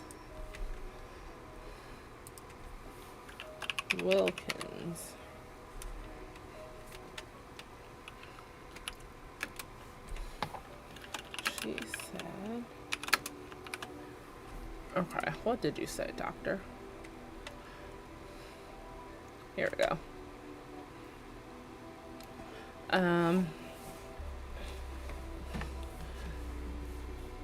Black parents are often made to feel isolated, and even if their children's doctor or teacher raises concern about their development, they might be reluctant to follow up in fear of their child receiving the label. Okay, yeah, but I want to do this quote. Families often fear that seeking a diagnosis will cause harm to their children, worrying that teachers, clinicians, or even other family members will make negative assumptions about their child based on the label. They also fear that their own parenting skills will be brought into question.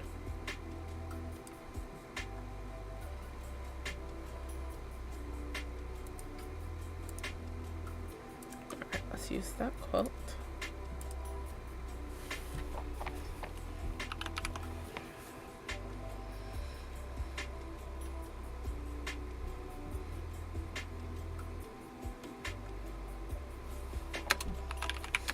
Many POC do not obtain similar information about mental health and disorders as not obtain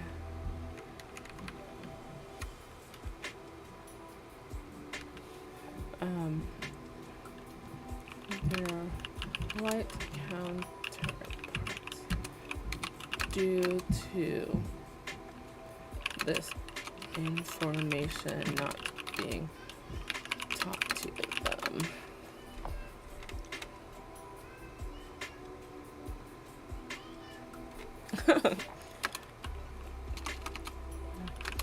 Health providers and educators. Providers and educators.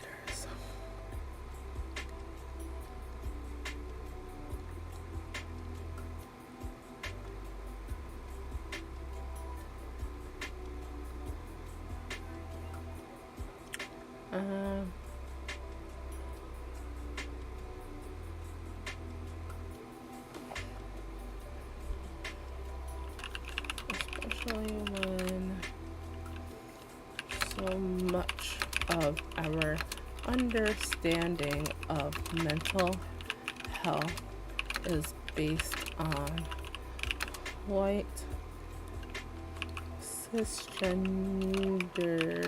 men and boys. When so much of our understanding of mental health is based on white cisgendered men and boys. POC communities.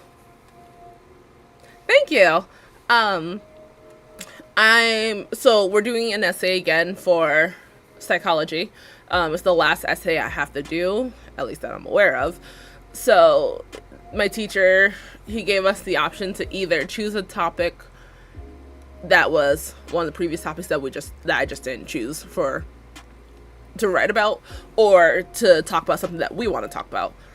So I personally decided to have my essay be about the underdiagnosis of women and people of color regarding neurodivergencies.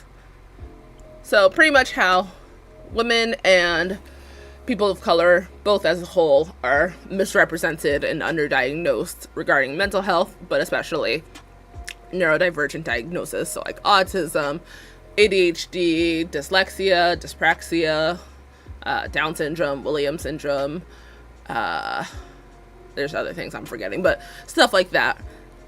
Talking about that And yeah. Because the last essay that we wrote about, he chose a topic for us, but it's pretty much the last topic we did was writing an essay about so mental therapy, like mental health therapy and whatnot, and how people of color as well as LGBTQ communities are like typically they obtain less access to mental health services. So we're talking about showcasing different therapists and or organizations that specifically cater to people of color communities and or LGBTQ communities. So that kind of inspired me to write about this, since obviously it's something very near and dear to my heart, since I got way too late in life of a diagnosis.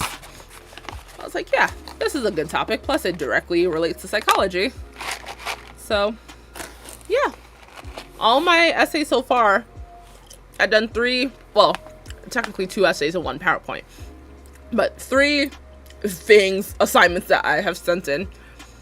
And of those 3 so far, 2 of them I got a 25 out of 25. And then 1 of them I got a 24 out of 25. So I wouldn't be surprised if this one is similar to that. I think primarily the teacher just looks for like, oh my gosh, thank you, Jess. Queen, I'm trying. Man. Huh. Man, do white men make it hard. Lord. And you know what's funny? Even though my psychiatrist is an Italian older man, it really took me having a black therapist to help encourage me to get a diagnosis. Because most of my therapists before, they would document something in my information regarding like, oh, you know, some type of mood disorder, or like, yeah, she doesn't understand certain things or whatever. And I'm like, okay, are we just going to leave it at that? Or are you guys going to try to even help me get a diagnosis?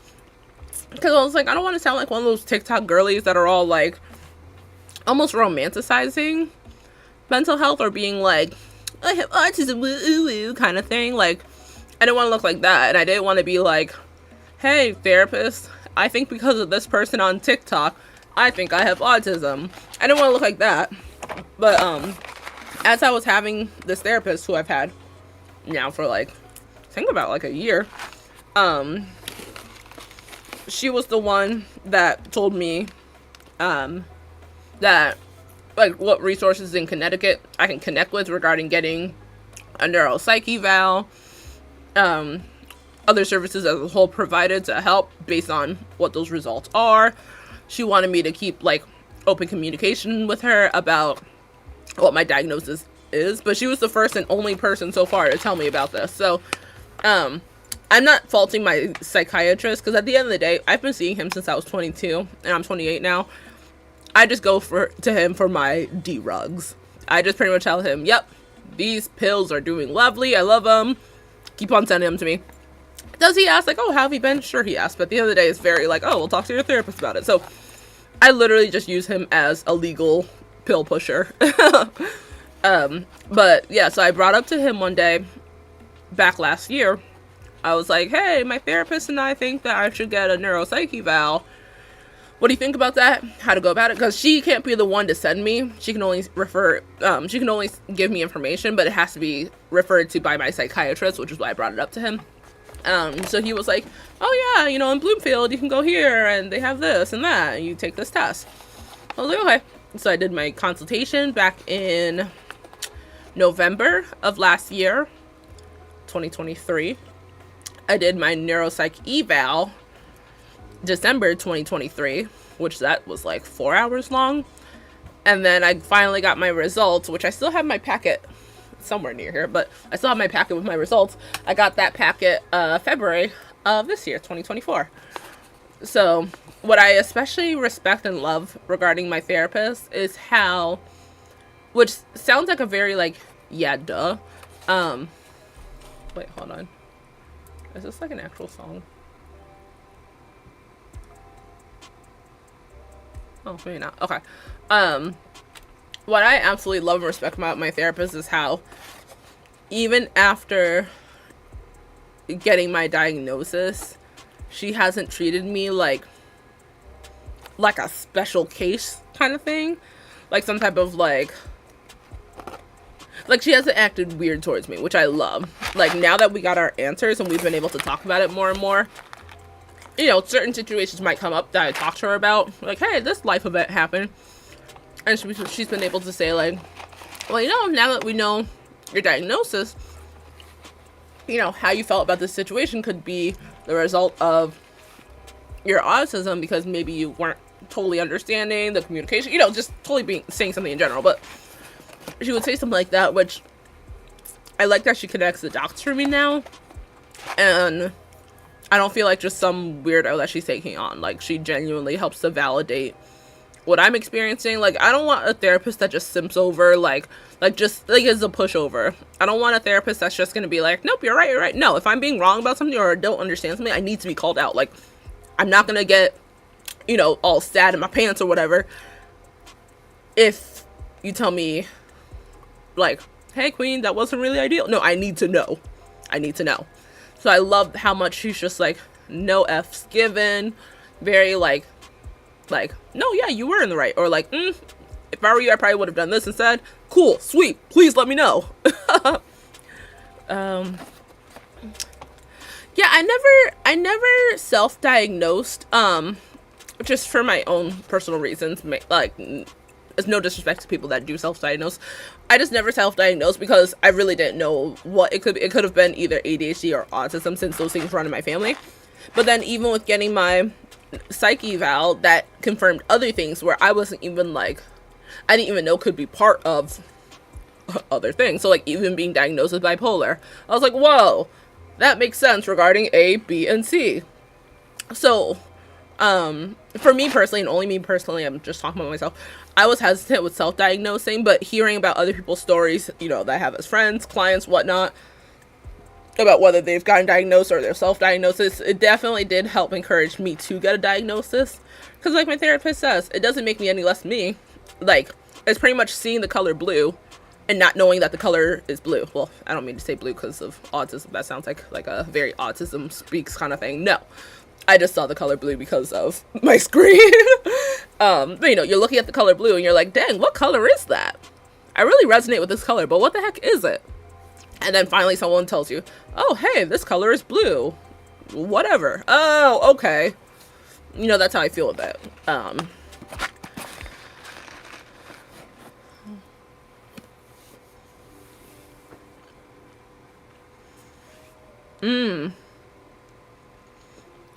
I feel like bipolar is also hard for women to get diagnosed with because we're already just seen as emotional creatures anyways, just like, oh, you on your period, kind of stuff like that.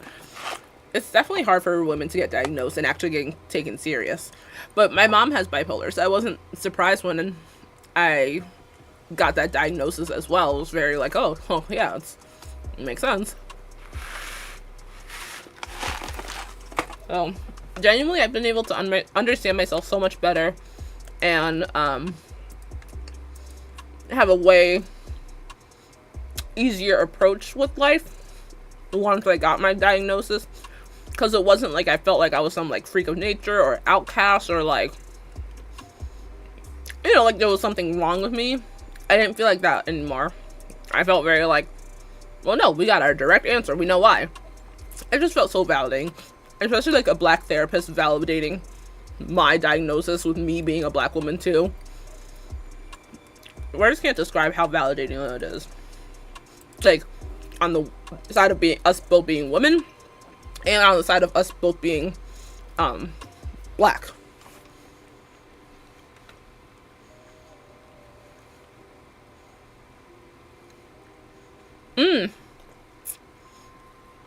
It is something that can show up based on genetics as well. I mean, we know there's so many factors that could or could not be regarding autism, but typically if it's a genetic thing, it's more than likely there's some type of narrow spice in the membrane.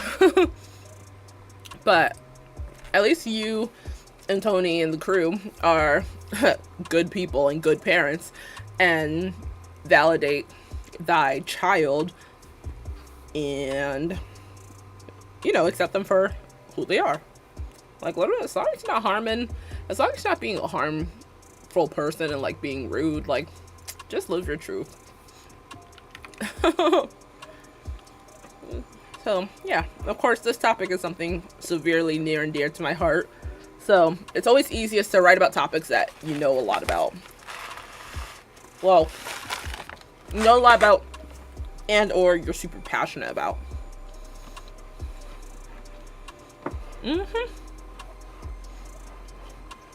So, I know we've only gotten through what, less than half of our first year in college, but I'm really hoping along the way I can help make some positive changes to the world. I know not one person can change the world, but we've seen how much changes come from a singular person. So, ain't nothing wrong with trying to do my best for others. So much. Our understanding of mental health is based on especially when so much of our understanding of mental health is based on white cisgendered men and boys. POC communities are often neglected from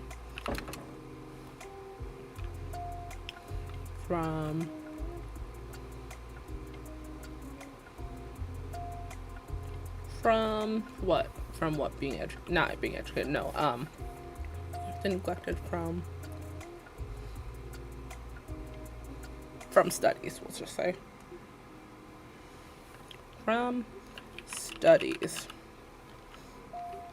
Okay, I'm pretty content with that paragraph. So now we're going to talk about women. Woo!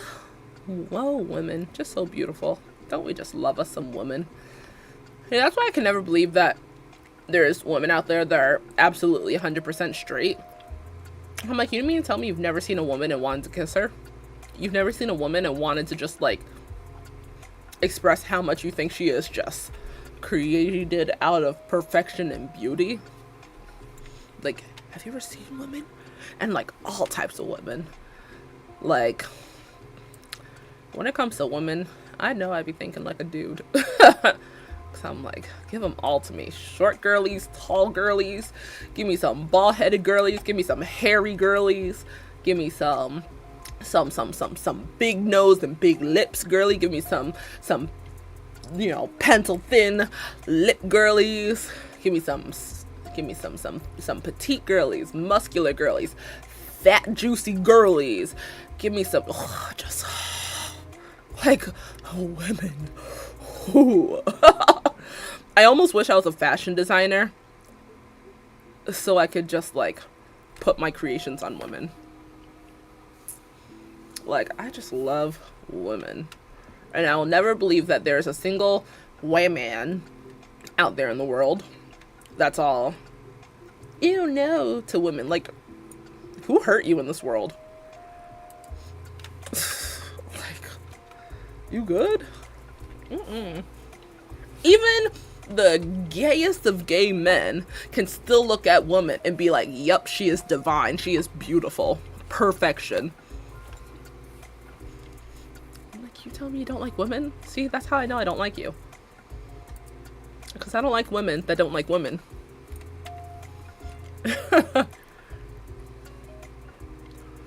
So, now we're going to talk about women.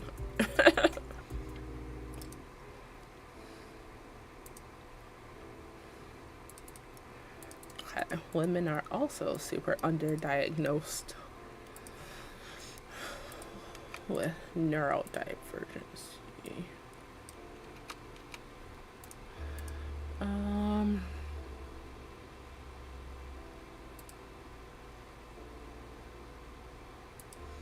Did I save this website too?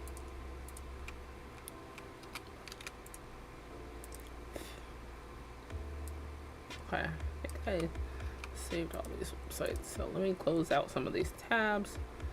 Cleveland Clinic. I know I definitely put that one there too.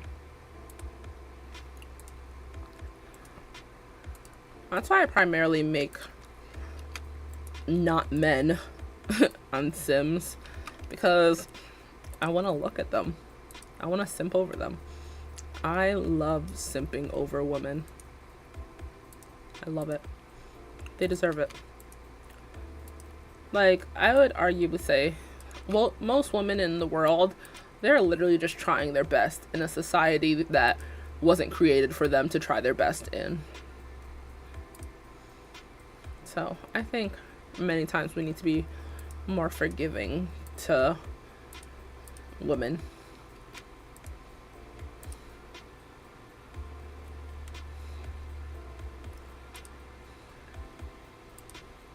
Okay.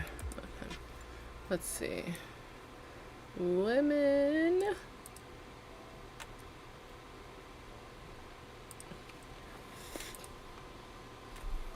Women neurodivergent.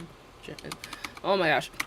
You would think that seeing as the word neurodivergent describes neurodivergent people, and many times neurodivergency is classified as like not understanding social communication stuff, you would think that they would come with an easier word to say and spell. Like, I get it. Neurodivergent, that perfectly explains what it do. But there can't be a simplified as, like a, I don't know. Neurodivergent is such a hard word to spell. Neurodivergent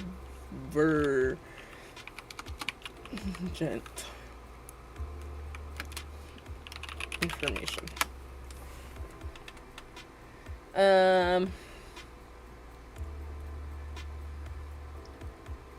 Fortune.com? Is that like Fortune 500 kind of thing?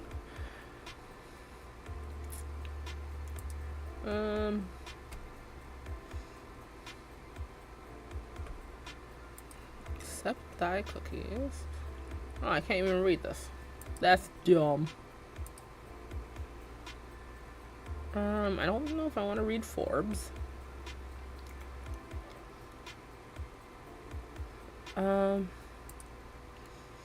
What is this?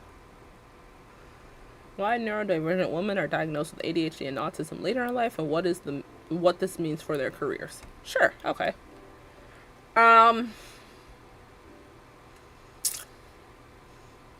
Okay, who are you?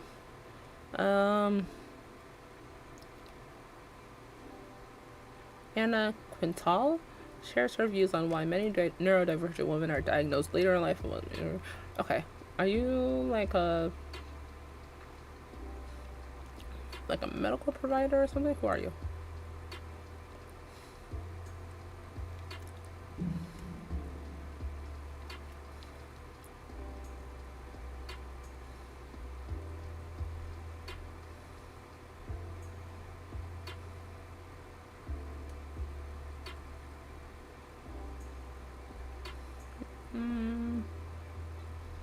Okay, I'm going to choose a different article, respectfully. The Neurodivergent Woman podcast.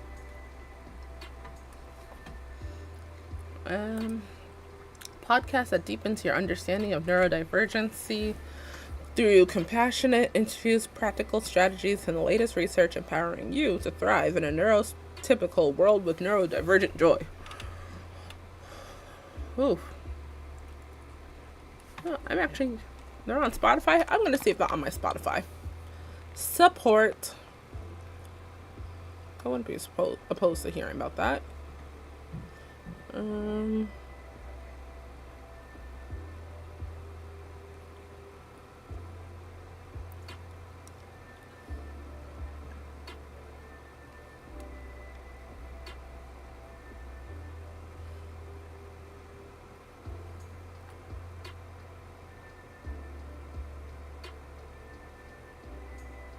Oh.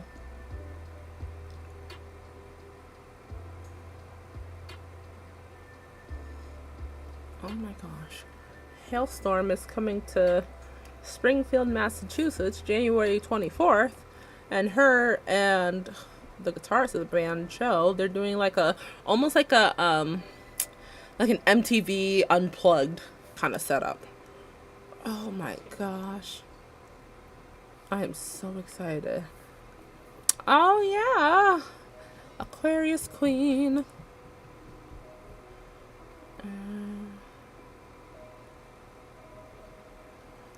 Okay. Spotify. See, just that quickly I got distracted.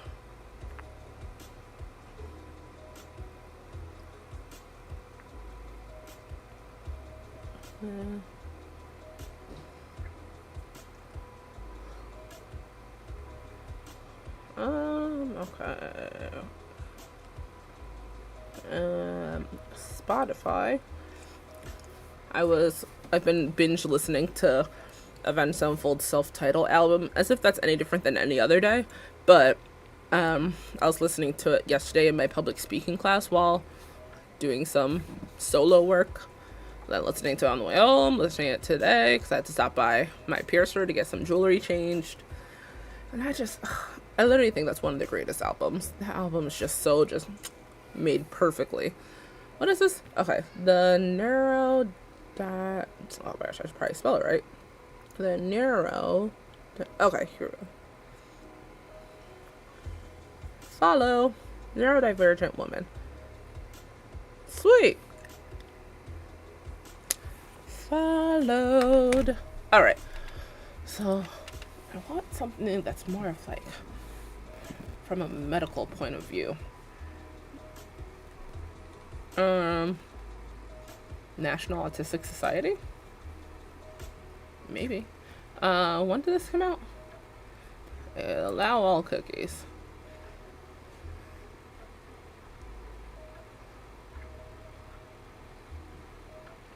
Various studies suggest that the ratio of autistic males to females ranges from 2-1 to 16-1. The most up-to-date estimate is 3-1. That's crazy.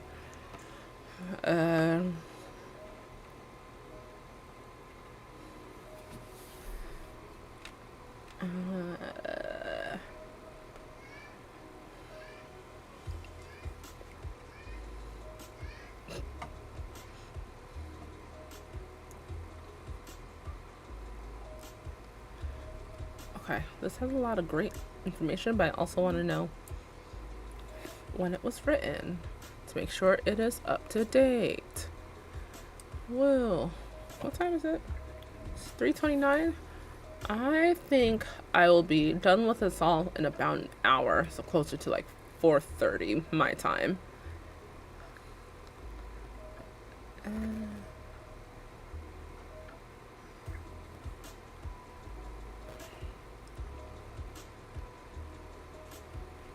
In November 2022, NAS launched Now I Know, a campaign highlighting the experiences of late diagnosed autistic women and non-binary people from across the country. The campaign was photographed by autistic photographer Alex Heron, who works at Rankin Studio. You can watch short films or read longer interviews with the 6 people featured in this campaign. A series of additional interviews will be published at regular intervals showing the stories of autistic women and non-binary people who responded to the hashtag Now I Know campaign on social media.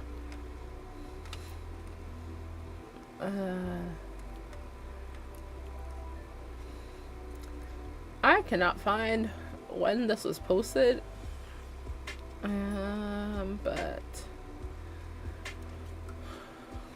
I will still utilize the information on here. Okay, let's talk about women. Similar to what we've seen with POC communities being underdiagnosed. Oh, Marley is mad. She's not crying mad, but she sure is a little snippy. I just hear her. Oh, what a queen. Malachi should be home from school by now. So maybe he's like playing a video game and she's in his face. Similar to what we've seen with POC communities being underdiagnosed. Maybe underdiagnosed and misdiagnosed. Women collectively also have a hard time getting a diagnosis compared to men. But let's change hard to what? Difficult? Difficult. I'm getting a diagnosis compared to men. Okay. Let's save this website. National Autistic Society.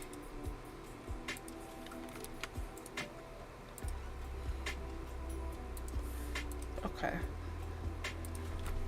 The National Autistic Society estimates that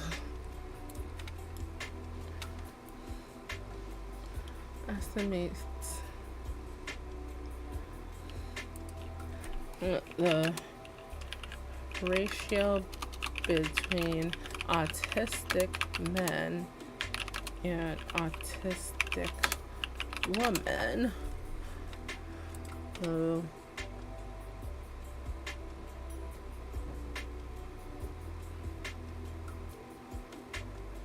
ranges from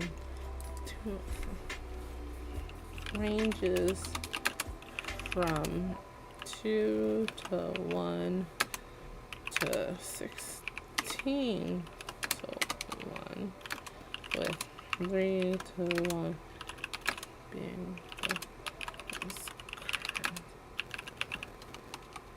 the current estimate. Is that what it says? Most up-to-date estimate.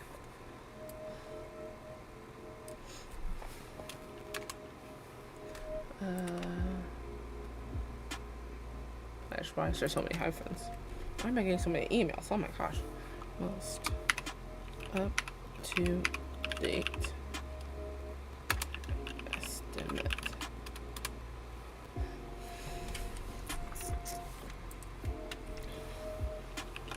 One reason that the number of boys and men that get a diagnosis sooner than girls, we'll say girls, women, and non-binary people. One reason that the number of boys and men that get diagnosed sooner than girls, women, and non-binary people.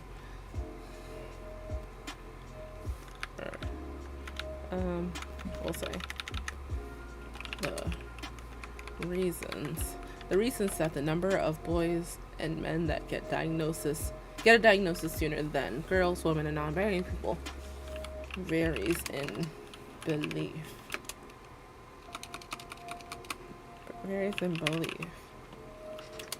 Though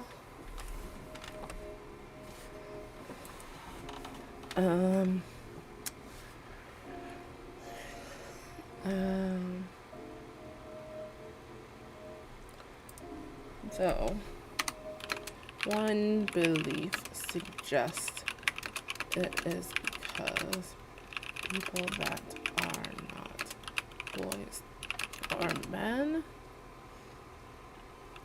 rely more on masking throughout the day.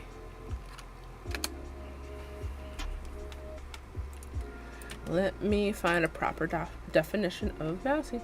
If you see white stuff on your salmon, this is what it means. I don't eat salmon. I haven't eaten salmon in over 14 years. So I don't care what white stuff is on salmon. It's probably fat. Definition of masking.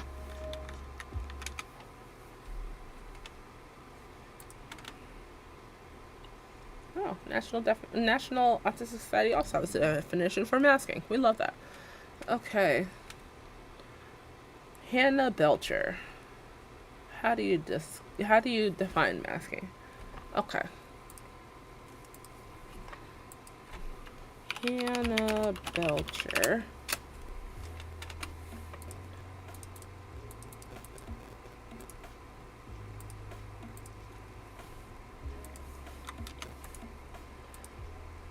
I think this is our last body paragraph to write about before our conclusion.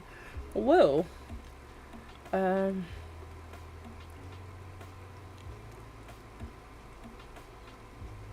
Okay. Hannah Belcher, a lecturer, researcher, speaker, and author.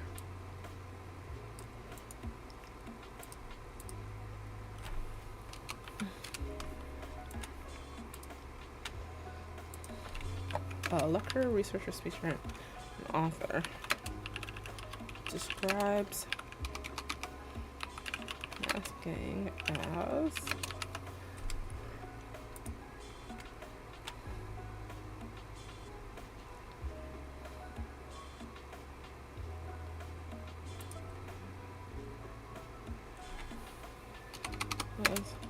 changing yourself.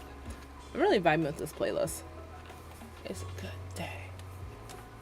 I wanted to save the like a spooky lo-fi playlist for when we're doing Sims, which I think next time I'll be on playing Sims is most likely either tomorrow during the day for a couple hours or Thursday evening. Probably tomorrow for a couple hours because my first class ends at 9:15. My second class starts at 2 p.m. So I could play from like 9:30 to like 12:30. I could do that, maybe.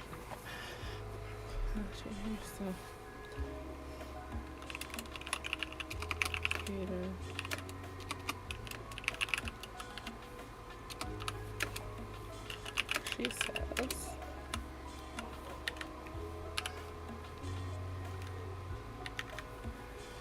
what does Hannah say? To mask or to camouflage means to hide or disguise parts of one's self in order to better fit in with those around you.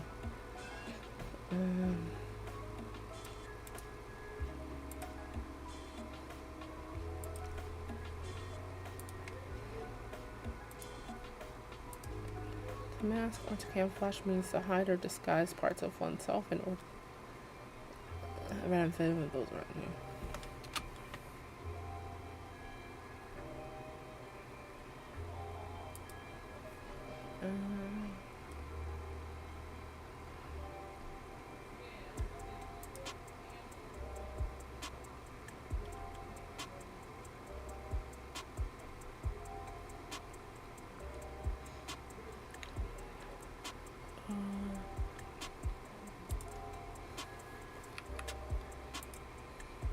Sorry, hold on.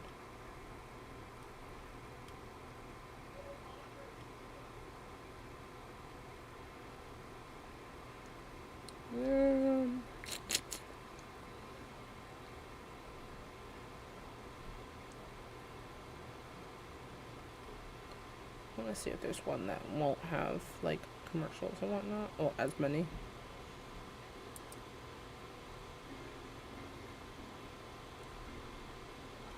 Let's see. Okay, let's see that one.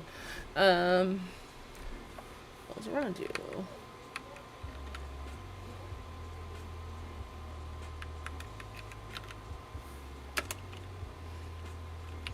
Humans collectively act upon masking,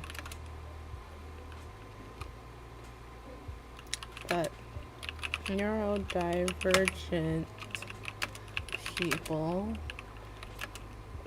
tend to mask more often due to potential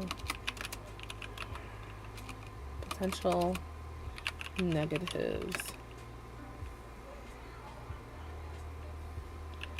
they could experience from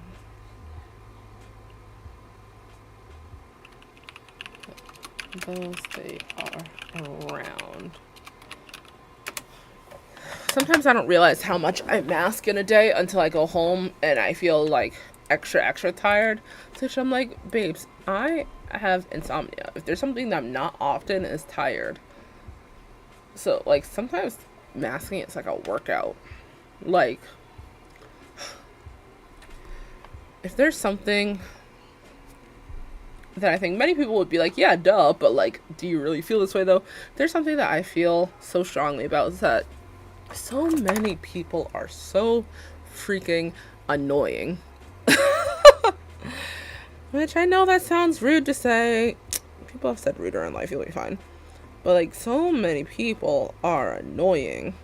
And what's worse is that, like, I think I'm hopeful that at this point in our understanding of, you know, me and community that I have, my friends, whatnot, I would hope that they're understanding that. That's what I'm talking about.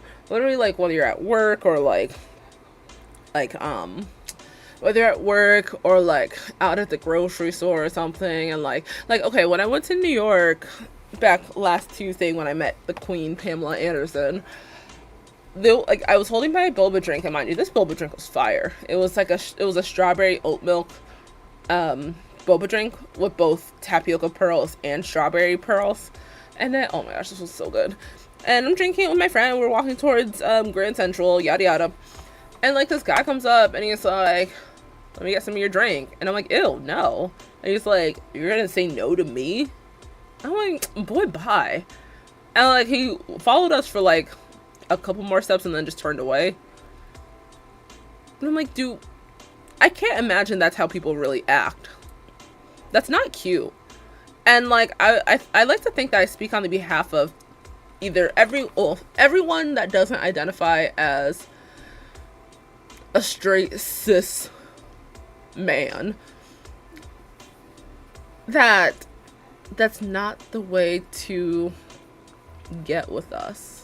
Like, whether he was trying to flirt, that's really disturbing. If he was trying to be funny, it really wasn't funny.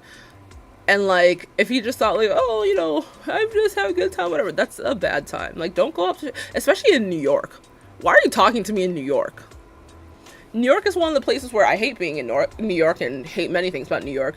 But if there's something I feel comfortable in regarding New York, it's the fact that people hate each other collectively. And I usually feel secured at the fact that I know people aren't going to engage with me. No one wants to talk to each other in New York. Like, get out of my way. Let's go. I love that. So I'm like, and he didn't like forcefully reach out, but he was definitely like, oh, give me some of that drink kind of thing. I'm like, oh, no. Besides the fact that humans are absolutely disgusting and we're disturbingly disgusting creatures, like, why do you think that's cute? Why do you think that's funny? And the fact is that it's not just a him thing. It's not just this individual guy thing. Too many people act in that behavior. Leave women alone. Leave queer people alone. Just leave us alone. Lord Jesus, leave us alone. Because then it puts us in a position where it's like, okay, either we cater to that behavior, haha, he with it, and we're feeling degraded and putting ourselves at risk, or we say no, and bad things happen when we say no. So how about y'all tell us what should be the solution, because we're not the ones doing that. I would never ask someone for their drink. Like, as far as a stranger goes. You're my friends. No, I'm not drinking that. I'll buy my own drink before asking someone else for their drink. And that's just me. I don't know what that is. I have no idea what that is. If that is something that's like a sexual thing, I don't know what that is. And if it is something sexual, I do not want you to explain. Otherwise, if it's something that's not sexual, I guess explain, though I don't know what that is. Okay, so yeah, so masking is a full-on workout where I'm like, whew, my flabs are sweating. Whew, my cellulite is cellulating right now. gosh. Okay, which article was I on? Okay. Appreciate you, Jess. Let's see.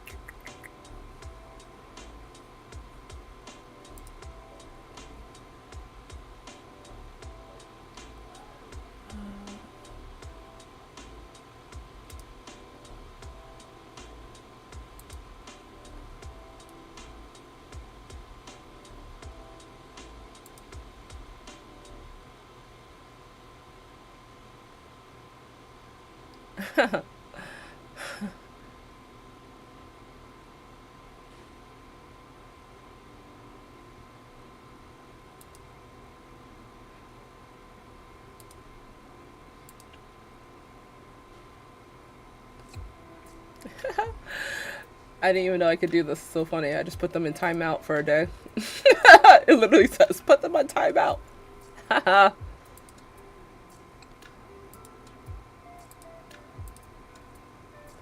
Okay, which article was I on? Okay. Here, quickly act upon masking. Act upon masking, but neurodivergent people tend to mask more often due to potential negatives due to potential negative treatment. I think I'm gonna thank you, YouTube. I'm so inspired now. I'm gonna start emotional damage. Jess Moon 13 played emotional damage for 0 bits. I'm gonna start saying that to people now. Like, if I have a moment where I'm like, instead of being like block or ban or restrict, no, mods, put them on timeout. Like, I'm not mad at you. I'm disappointed in your behavior. Is this how you talk to your mother, your daddy? See, you made my niece cry. See? Or just be like, that's gonna be our new thing, y'all. Thank you, Jess. See, I love you, Jess. It's gonna be our new thing. Jess. Like, hey, queen, this person needs to go on timeout. Like, say less. Say less. And I will gladly, inform, OJ and Nell about that. Oh, gosh. You're going on timeout. Like, we're going like 5-year-old style. Like, this is what we do to discipline my nephew. Twitch has it too. Okay, bet. Well, mark this up as the first day where someone went on timeout. Like, who just asked that? Like, ma'am, this is a Wendy's. Can you leave?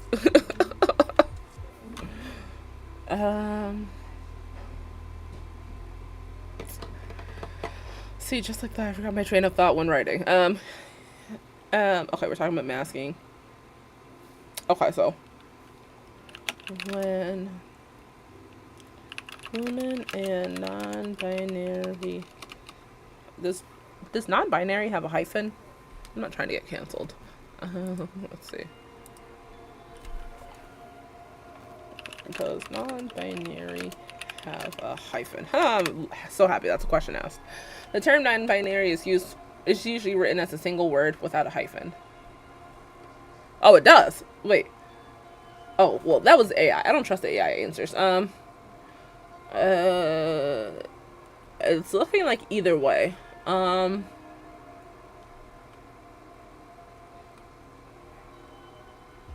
just do it with the hyphen. No, I don't trust AI answers. Like, I do, but I don't. So, I'd rather trust the sources. So, I'll do it with a hyphen. I mean, it makes sense putting a hyphen, saying, like, not of the binary. Binary. When women and non-binary people are forced into positions of increased masking,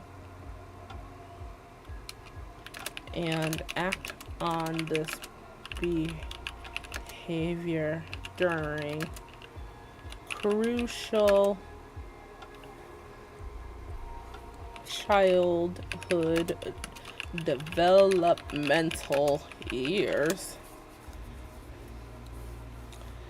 it may decrease the chances of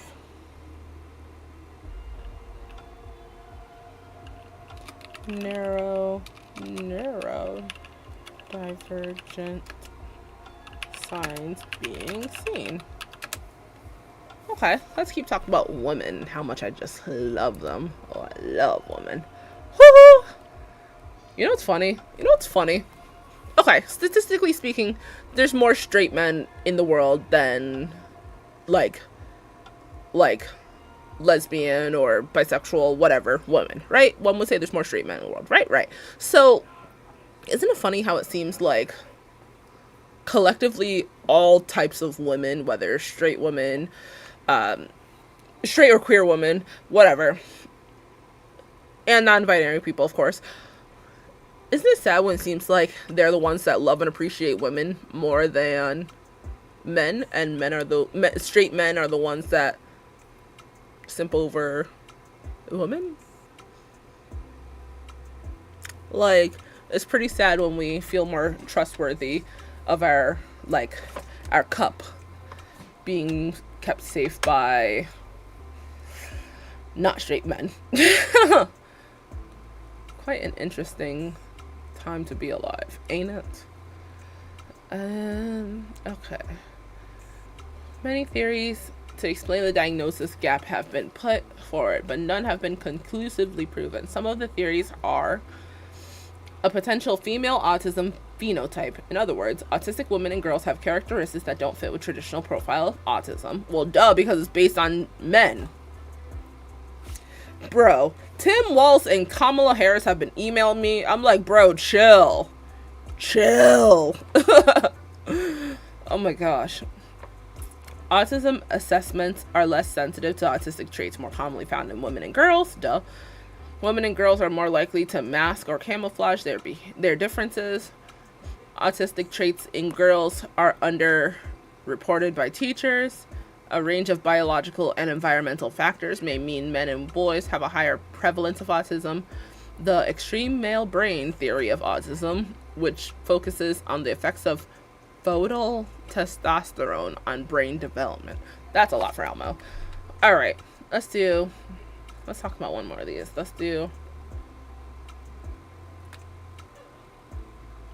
We'll do the fact that autistic women and girls have characteristics that don't fit with traditional profile of autism. Say another reason why underdiagnosed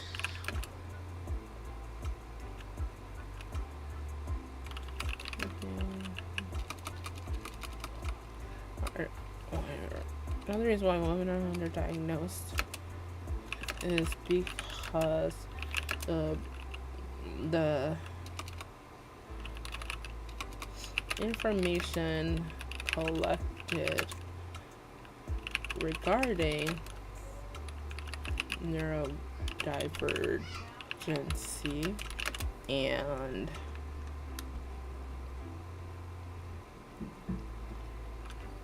how we perceive it are heavily based. Bro, my nephew goes downstairs like he's like 800 pounds. He's not. He really goes down the stairs so heavy. Jeez. Whew. Oh my gosh. Another reason why women are underdiagnosed is because of the information collected regarding neurodivergency and how we perceive it.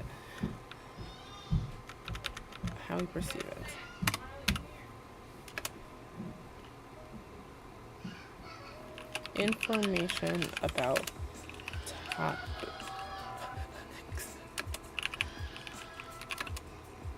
Monty literally said something to the degree of like, Marley, come over here. She's just, so here's my disclaimer. Here's my PSA. My niece is perfectly fine. My niece is literally just dramatic. She is so dramatic, but she's fine. Topics relating to diagnoses such as ASD and ADHD. Oh my gosh, cannot spell that. Are heavily based on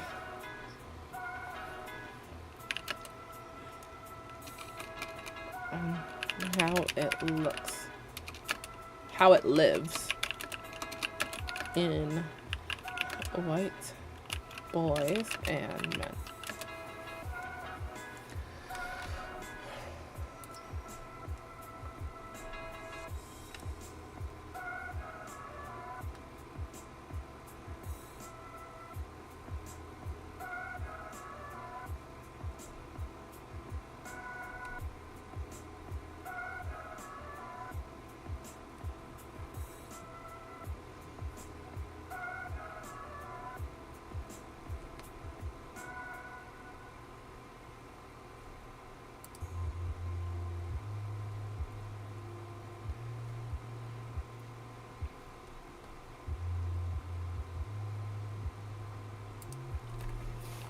I want to add something to the masking portion. I'm going to say, however, when people are forced to mask for significant amounts of time, it could lead to one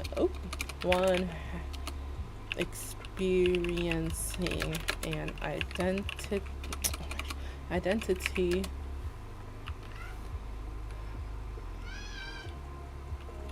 crisis, since they are hiding their true identity. There she goes. As well as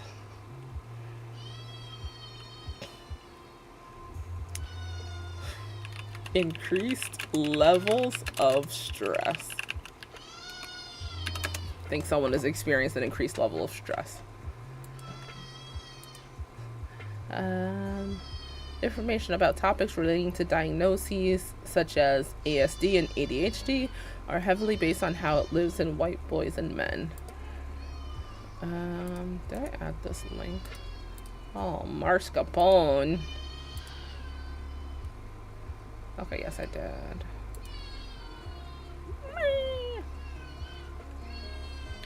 Female autism phenotype. Let's see.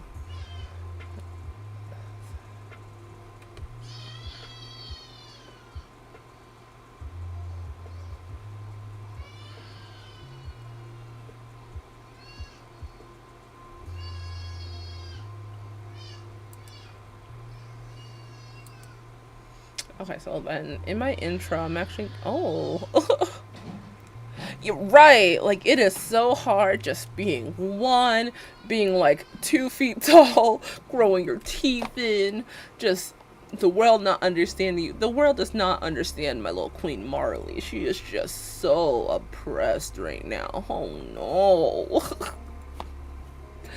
And she'll literally be the type where she follows you when she's mad. She'll follow you around being mad. She's like, you're just, walking over, let's say you're cleaning the living room. She'll follow you into the oh my God. Queen. What? Oh my gosh. Jess, was Kai like that as a kid? Like, very outward with their emotions? Or were they more like a reserved kind of kid? Well, like baby child.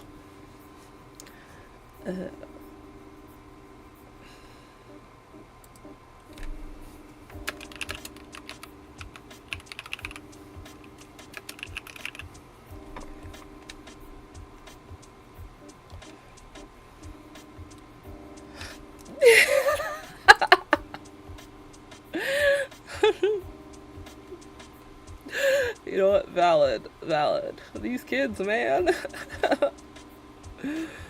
Oh gosh.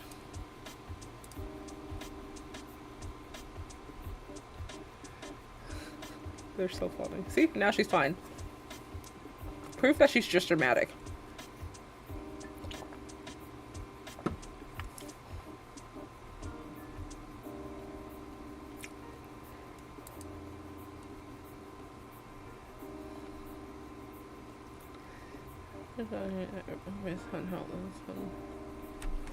Kids and white boys and men.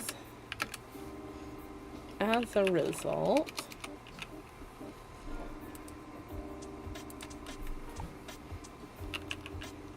how this in cisgender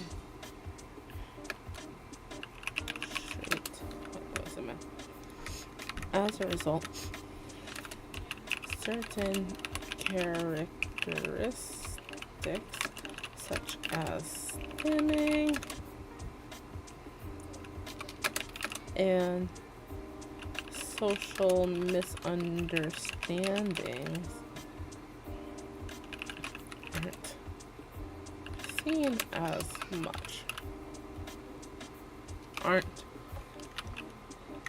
Aren't as easily seen. Aren't as. See, now she's. Ma'am!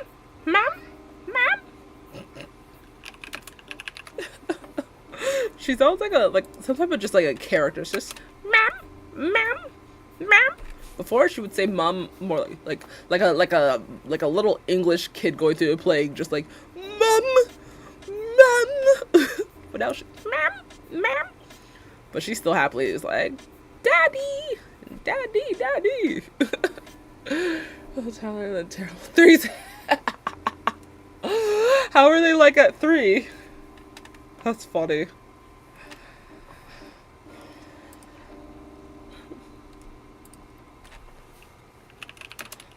Non-binary and queer people collective. Autism is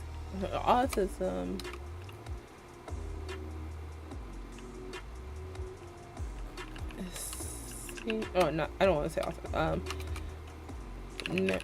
Neurodivergent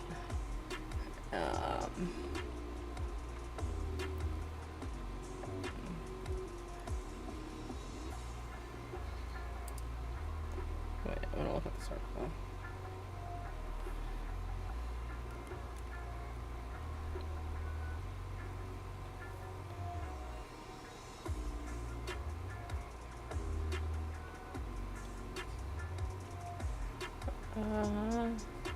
Research suggests that individuals with ASD reporting increased homosexuality, bisexuality, and sexuality, but increased heterosexuality.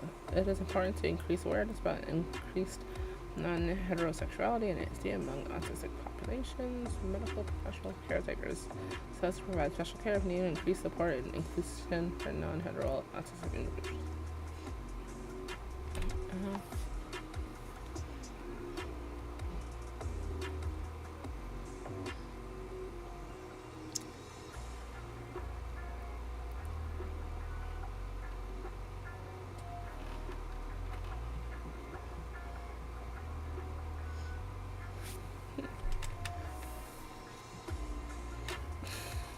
What a rebel.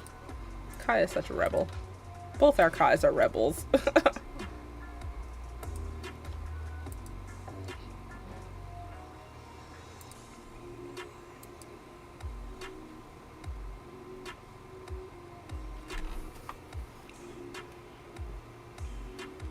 Neurodivergency is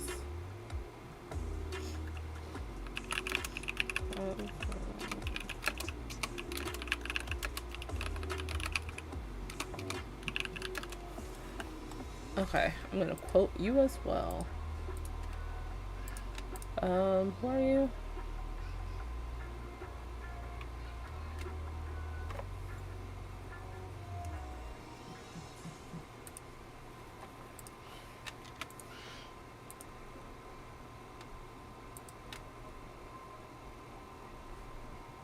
Who was the one that said that?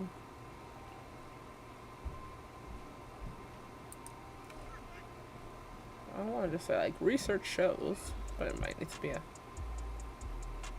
Oh, in a 2017 conducted in 2017.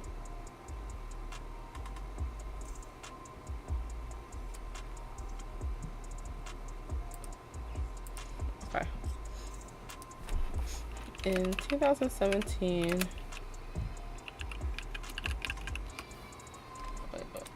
2017, the International Society for Autism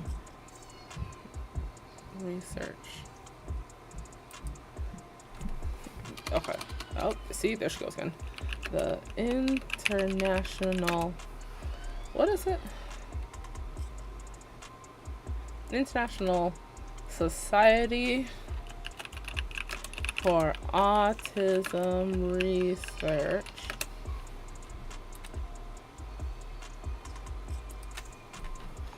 Conducted a study on the relation between autism and what did they say? Autism and sexual orientation. Sexual orientation.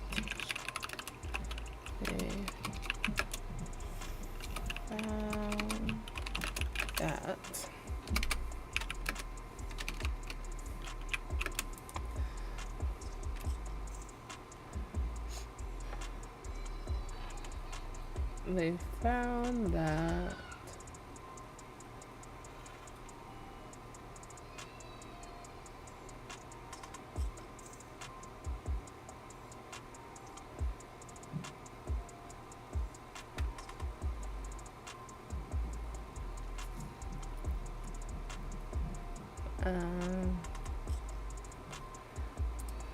wait, I'm gonna say within the group of people they studied, there he goes.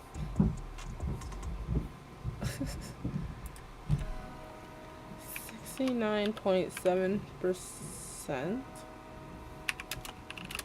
of what? Okay.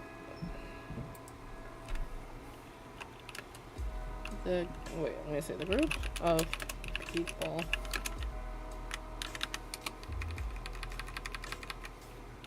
that were studied all have ASD.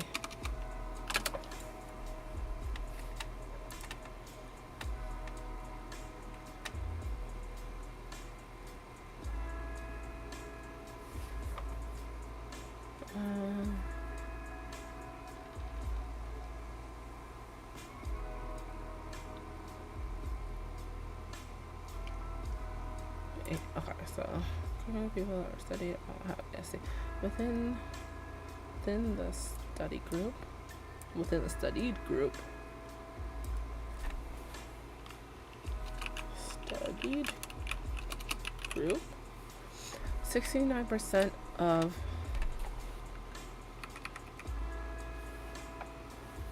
69.7%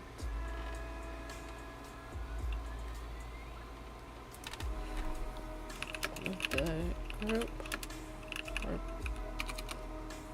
reported not reported what? What did they report?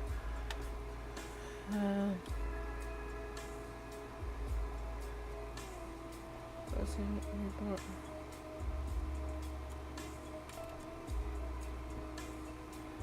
Wait, what does this TD mean?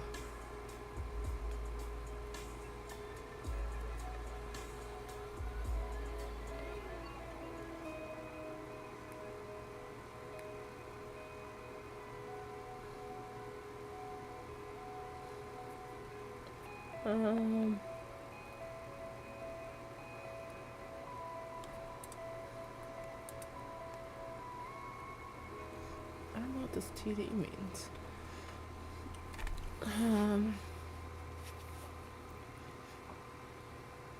Sexual orientation was surveyed using the cell scale of sexual orientation in an international online sample of individuals with ASD.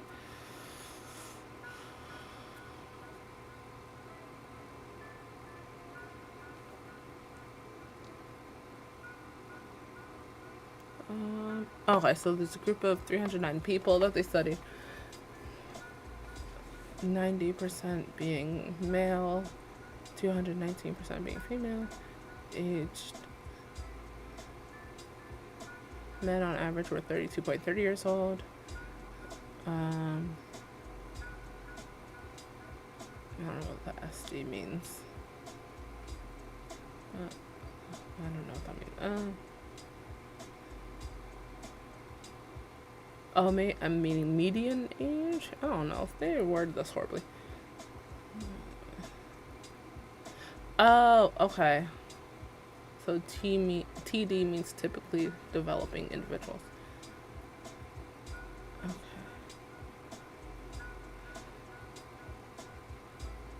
Okay. So the group of autistic people, those 309 of them studied. 90 of them were male. 219 of them were female. Average age of 32.30 years old. And then the typically developing group there was 310 of them, 84 men, 84 male, 226 female, average age 29.82 years old. Okay, so TD means typically develop. Okay, that helped out way more. They should have really cleared that up, but okay, so let's say there were two groups of people being studied.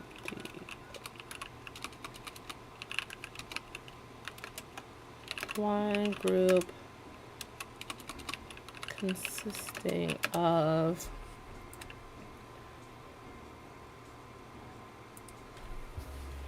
309 people with ASD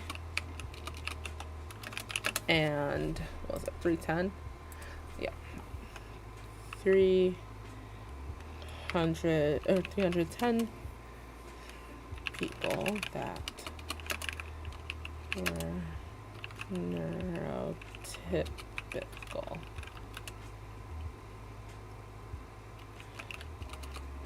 They found that within oh my gosh, the ASD group. Okay. Whoa, that took a lot of brain power right there. Whew. 69.7% of the sample of the group reported being non-heterosexual. Okay. 69.7% of the group reported being non-heterosexual, whereas in the neurotypical group, is it 30-something%? 30.3%. 30.3%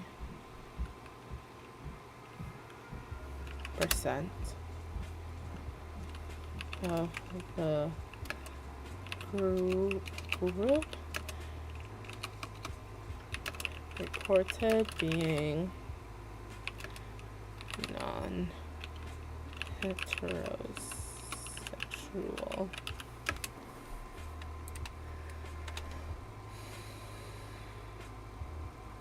The results support the impression that non-heterosexuality is more prevalent in the autistic population. Increased non-heterosexuality in ASD have important clinical implications to target unique concerns of this population and suggest the need for specialized sex education programs for autistic people for increased support and awareness.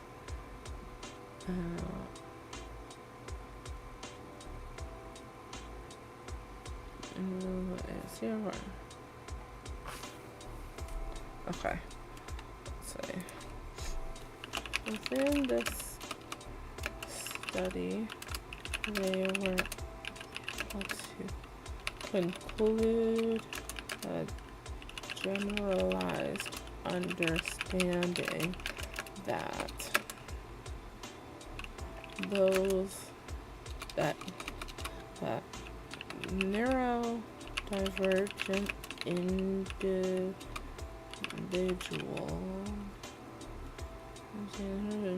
may experience an increased rate of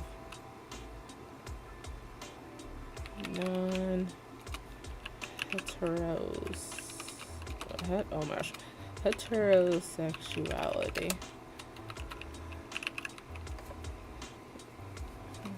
Increased rate of non-heterosexuality.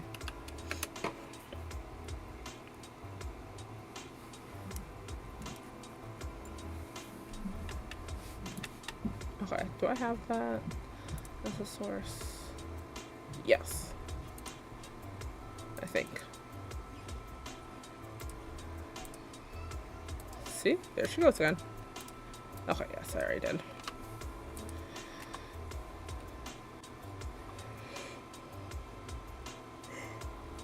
Cool.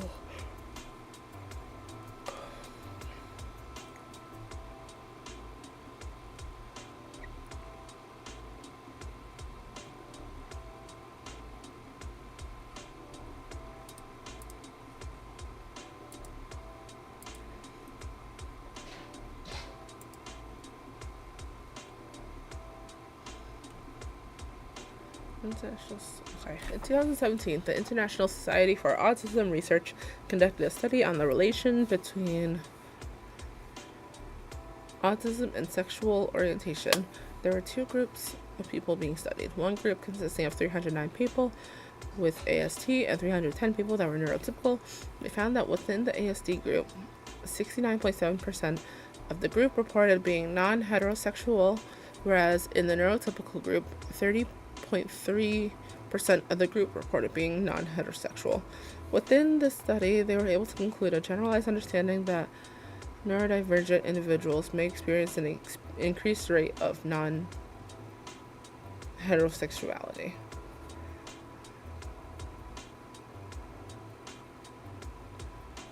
And say, even with this potentially being the case, individuals that do not identify as straight, cisgendered man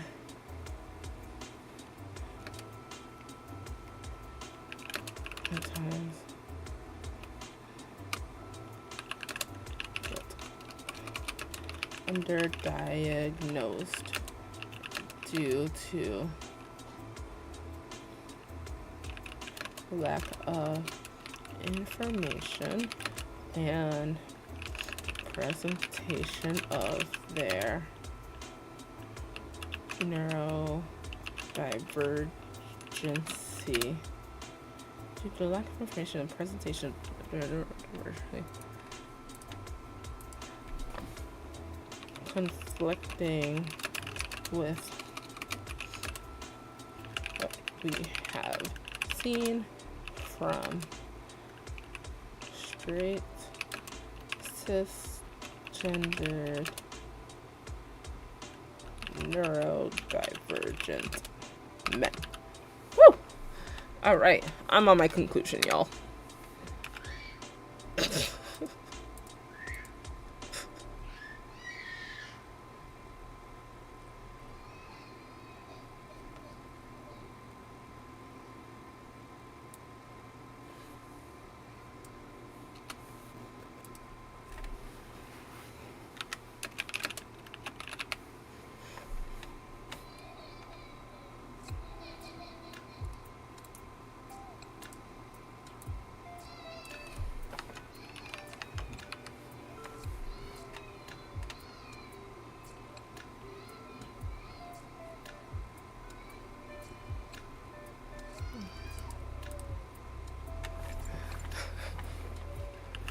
while the information and while the information collected about neurodivergent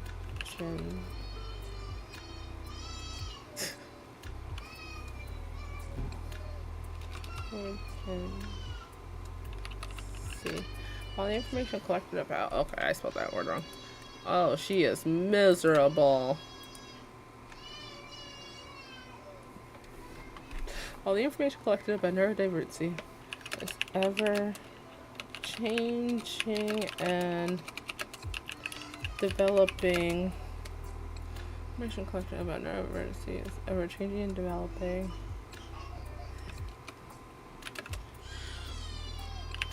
Yeah, so still, I'm gonna mute this until she gets all done.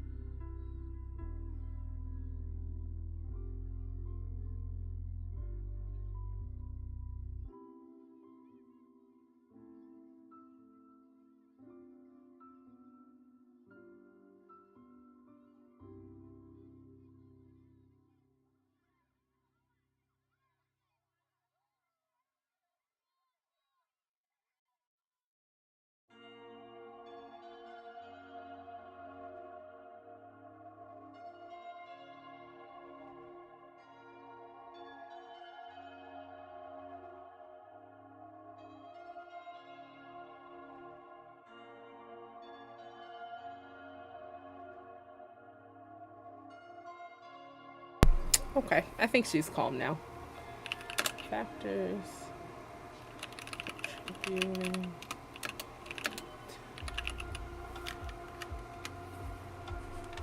Okay, so real quick, I just wanted to put in my first paragraph, first body paragraph, just a little tidbit of information of pretty much like causes of neurodivergent behavior kind of thing, which we all know could be totally many different things, which is why I want to add it.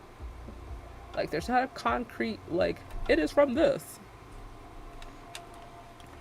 Okay. This is from an ADHD website, which is totally fine, because that is neurospicy. ADHD is a neurodevelopmental condition, that is to say, its symptoms and associated behaviors and traits are the result of a person's brain developing differently during the key stages of development before they were born or as a very young child. That's a long sentence. This differs from mental illness, which refers to patterns of behavior where a person experiences a state of mind that's different from their normal self. With neurodevelopmental conditions, there is no bona fide normal state of mind to compare to, making treatment more difficult as it is hard to determine when someone is treated. The goal of ADHD treatment is to ensure that people with ADHD can reach their full potential.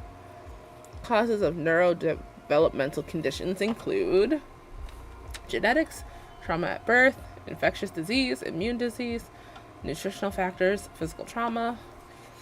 It has become increasingly recognized that, along with ADHD, a person may experience symptoms of other neurodevelopmental conditions, such as autism, not going to say that word, Tourette's syndrome, obsessive compulsive disorder, dyslexia, and dyspraxia.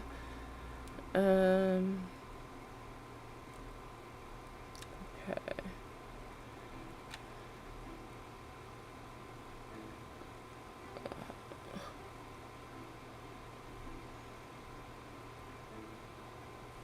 Oh, I should also mention how the word came to be.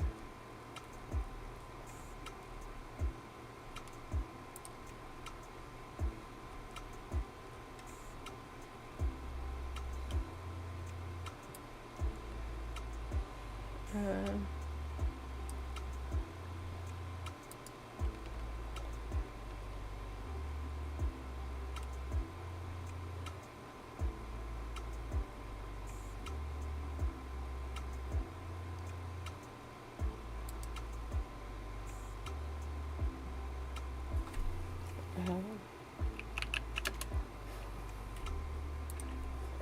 see.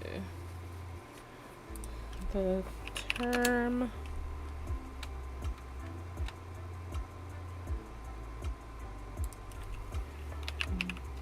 neurodiversity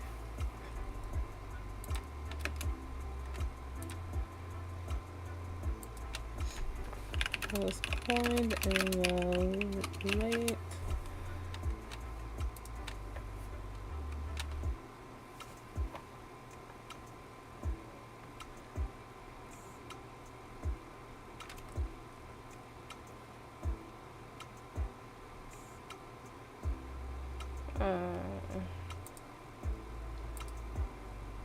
wait, let's see. Who created the term neurodivergent?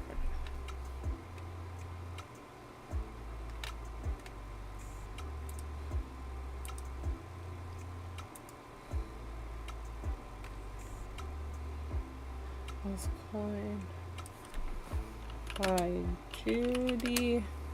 What's her name? Judy Singer? Singer. Yep, Judy Singer.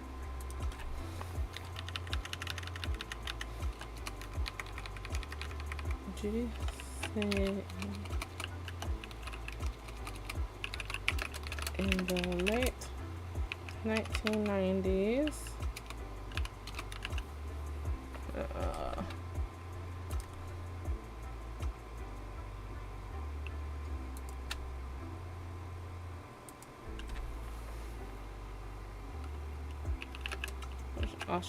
Australian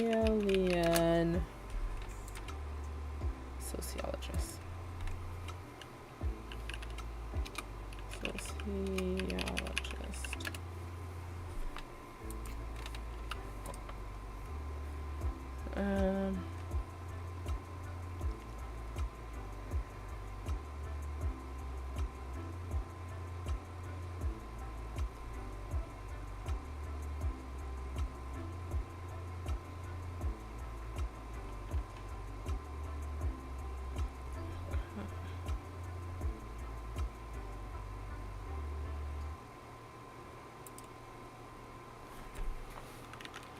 While there are no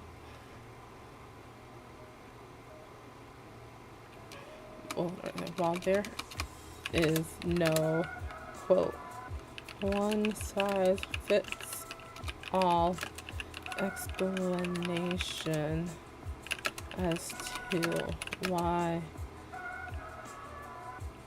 some people are neurodivergent.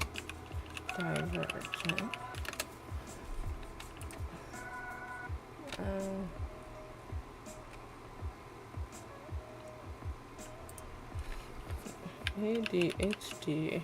What are you called? ADHD aware? ADHD aware suggests that varying contributing factors to why one may be neurodivergent. ADHD suggests that varying contributing factors to why one may be neurodivergent includes. I think this might be the last thing before I finish the conclusion. Okay. Genetics, trauma at birth,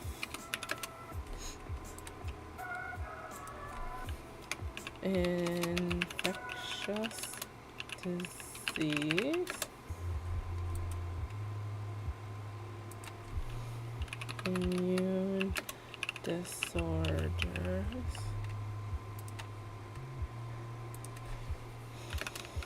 nutritional factors, and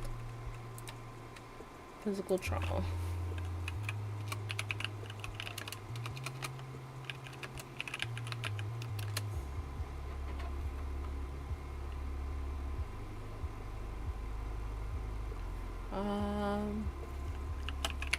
With so much being collected thus far about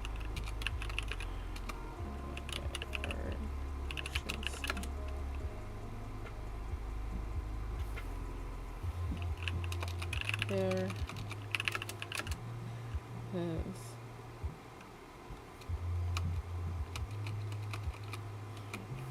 much data collected thus far about neurodivergency. Several communities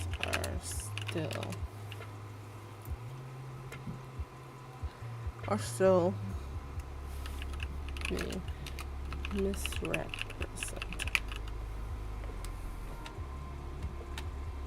Okay. Let's finish this conclusion. While the information collected about neurodivergency is ever changing and developing, we as a society are still a long ways to go. From fully long way to go, I guess. Society still have a long that's better. We say still have a long way to go from fully understanding what it is to be neurodivergent and how that presents itself. When we encourage people, regardless of their age, gender, race, sexual orientation, etc., to speak up about what they're experiencing, we will be able to cater to their needs better,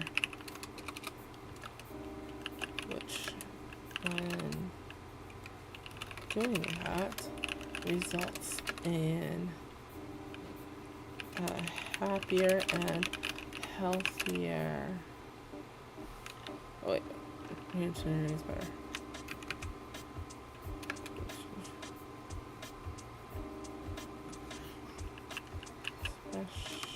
Especially when these individuals are being... Gotta mute this again real quick.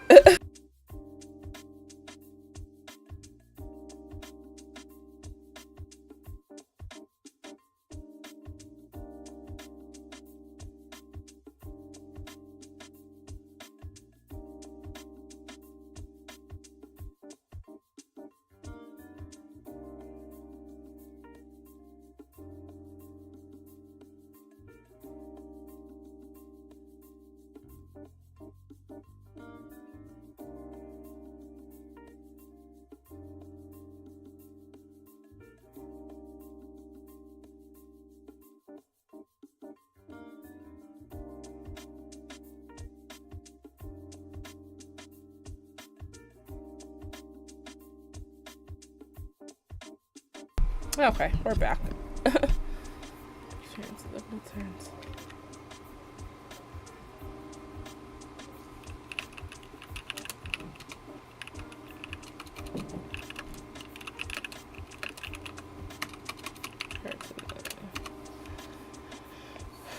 When we encourage people, regardless of their age, gender, race, sexual orientation, etc., to speak up about what they're experiencing, we will be able to cater to their needs better, especially when these individuals are being presented with medical and mental health professionals that understand them, validate their experiences and concerns, and provide proper care to them. Which, when doing so, results in a happier and healthier experience for everyone involved, and more information being collected that gets passed on to society as a whole. The more we help,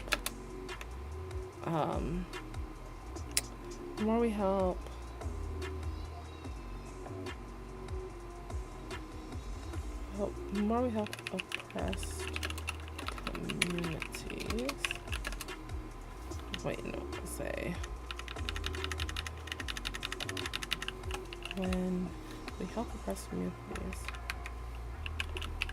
everyone succeeds in the end. Okay.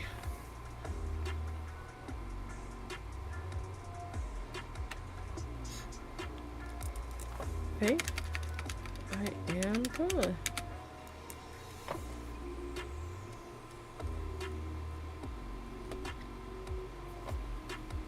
Okay.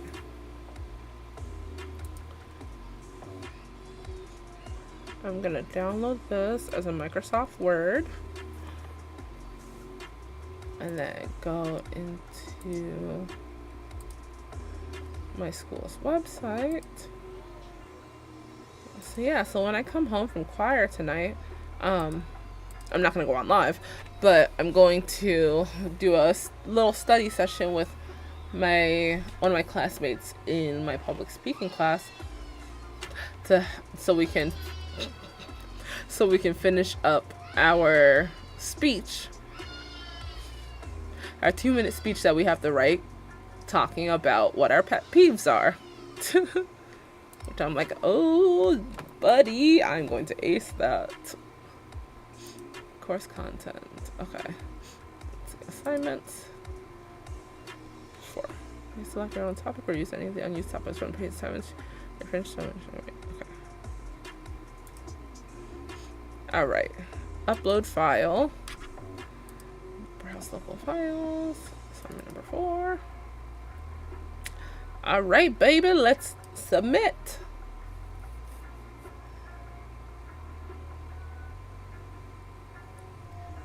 Converting. All right. Woo! We did that. So at this point, let me just check real quick. At this point, I do believe that I'm all done with my major assignments.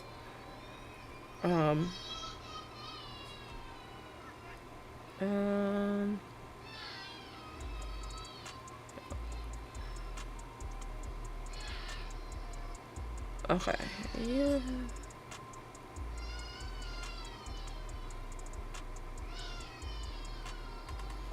Alright, so yeah, so 1, 2, 3, 4, those are all done.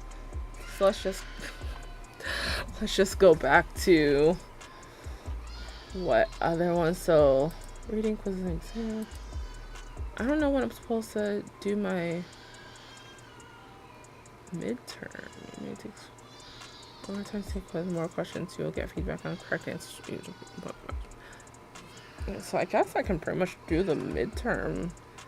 I think I like any time. Something about this exam is not time. You may take like the exam 3 times with the higher your score is going, kind of towards your grade.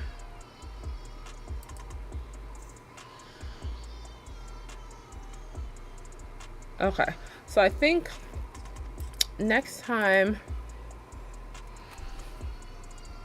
I do my study session, I think I will still do it on psychology related stuff, but I'm gonna do it on psychology stuff, but I'm also going to, now that my essay stuff are all done, just gonna drown her out real quick. Now that my essays are all done, I think I'm gonna take the time for my study sessions to work on quizzes for the psychology modules that we have to do. So at this point, I am completely done with my essays that I need to do. Awesome. Those are big ones that are happily done with. So yeah, so my next study session will be next Tuesday. I like having Tuesdays being my study session. It should at least be next Tuesday. Let me just see. I don't think I have anything going on next Tuesday, but let me just check. I mean, I'll mention along the way if I'm not able to do Tuesday, but let me just check just to make sure.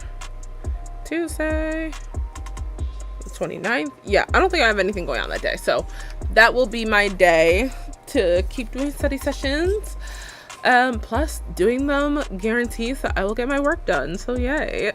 What time is it? 4:42. Okay, we went a little bit over, but you know what? I'm still happy with how much time it took. Since my goal was to get off at 4:30 and it's 4:43. I'm like, you know what? That's not bad. Plus, I'm getting hungry. I need to eat. The only thing I've been eating is this granola and some smoothie. I need to eat a meal. So I'm going to go cook some food. I think each and every single one of you along the way that have either lingered in the background, that have joined on and chit-chatted for a bit, anyone that is new to the stream, returning, anything like that, I will never be able to express, because neurospiciness, I will never be able to fully express how much I appreciate any of the categories of people, whether again you were lurking, whether you joined in, first time joining, repeat joiner, someone I know, someone I love already. Haha. I genuinely do appreciate it so much. I like these little chill vibes. It just makes me feel like I'm at like Barnes and Nobles with some coffee. I didn't have a coffee, nor did I have a Celsius. And apparently, Celsius are pretty much like D-rugs. I don't know. But I'm like, hey, if these D-rugs are 2 for $4, okay. Like at this point, whatever. Everything's a chemical and everything's a D-rug. Why not, Jess? I do like, there's these energy drinks at Whole Foods called Riot, like R-I-O-T. Those are really, really good. I love those, so I might just start stocking up on them. I usually drink it on college days, so typically Mondays and Wednesdays, but also sometimes on Sundays.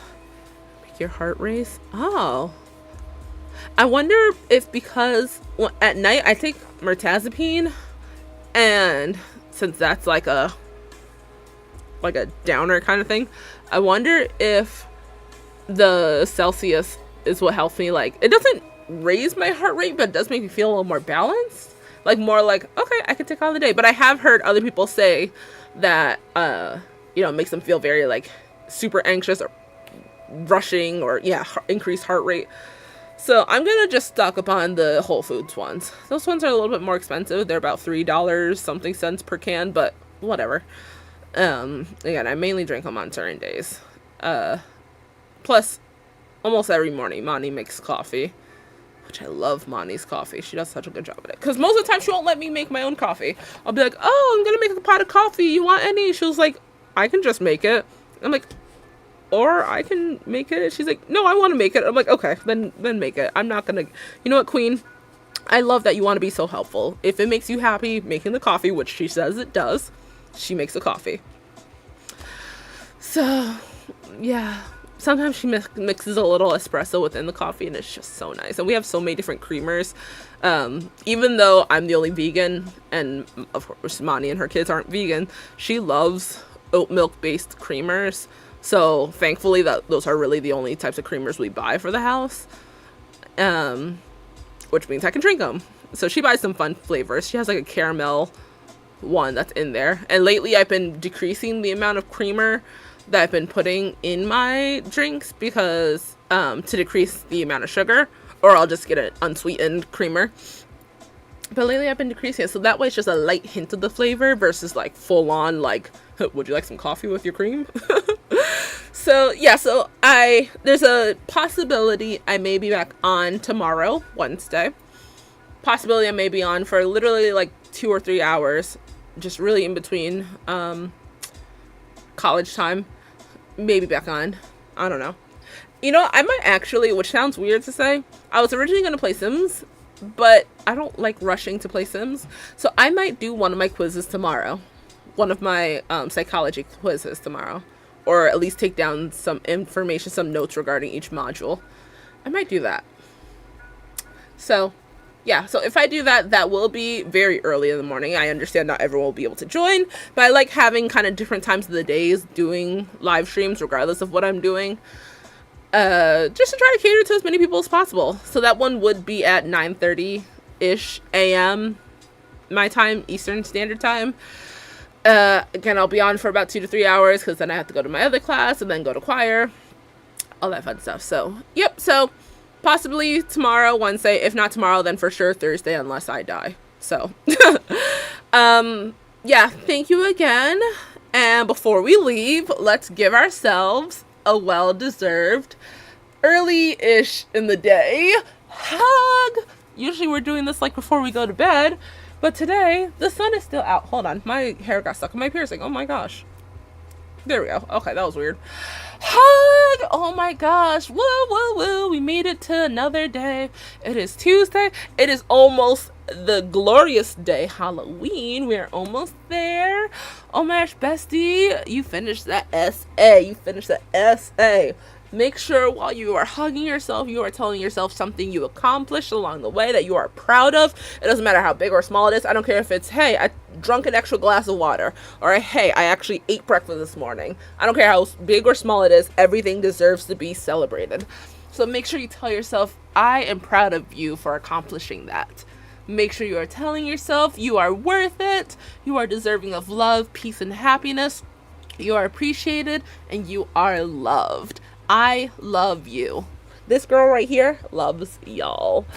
Oh my gosh. Towards the end of your hug, give yourself an extra tight squeeze to seal the deal. You deserve it. There's no reason why you shouldn't be able to do this. And when you are ready, you may release out of your hug.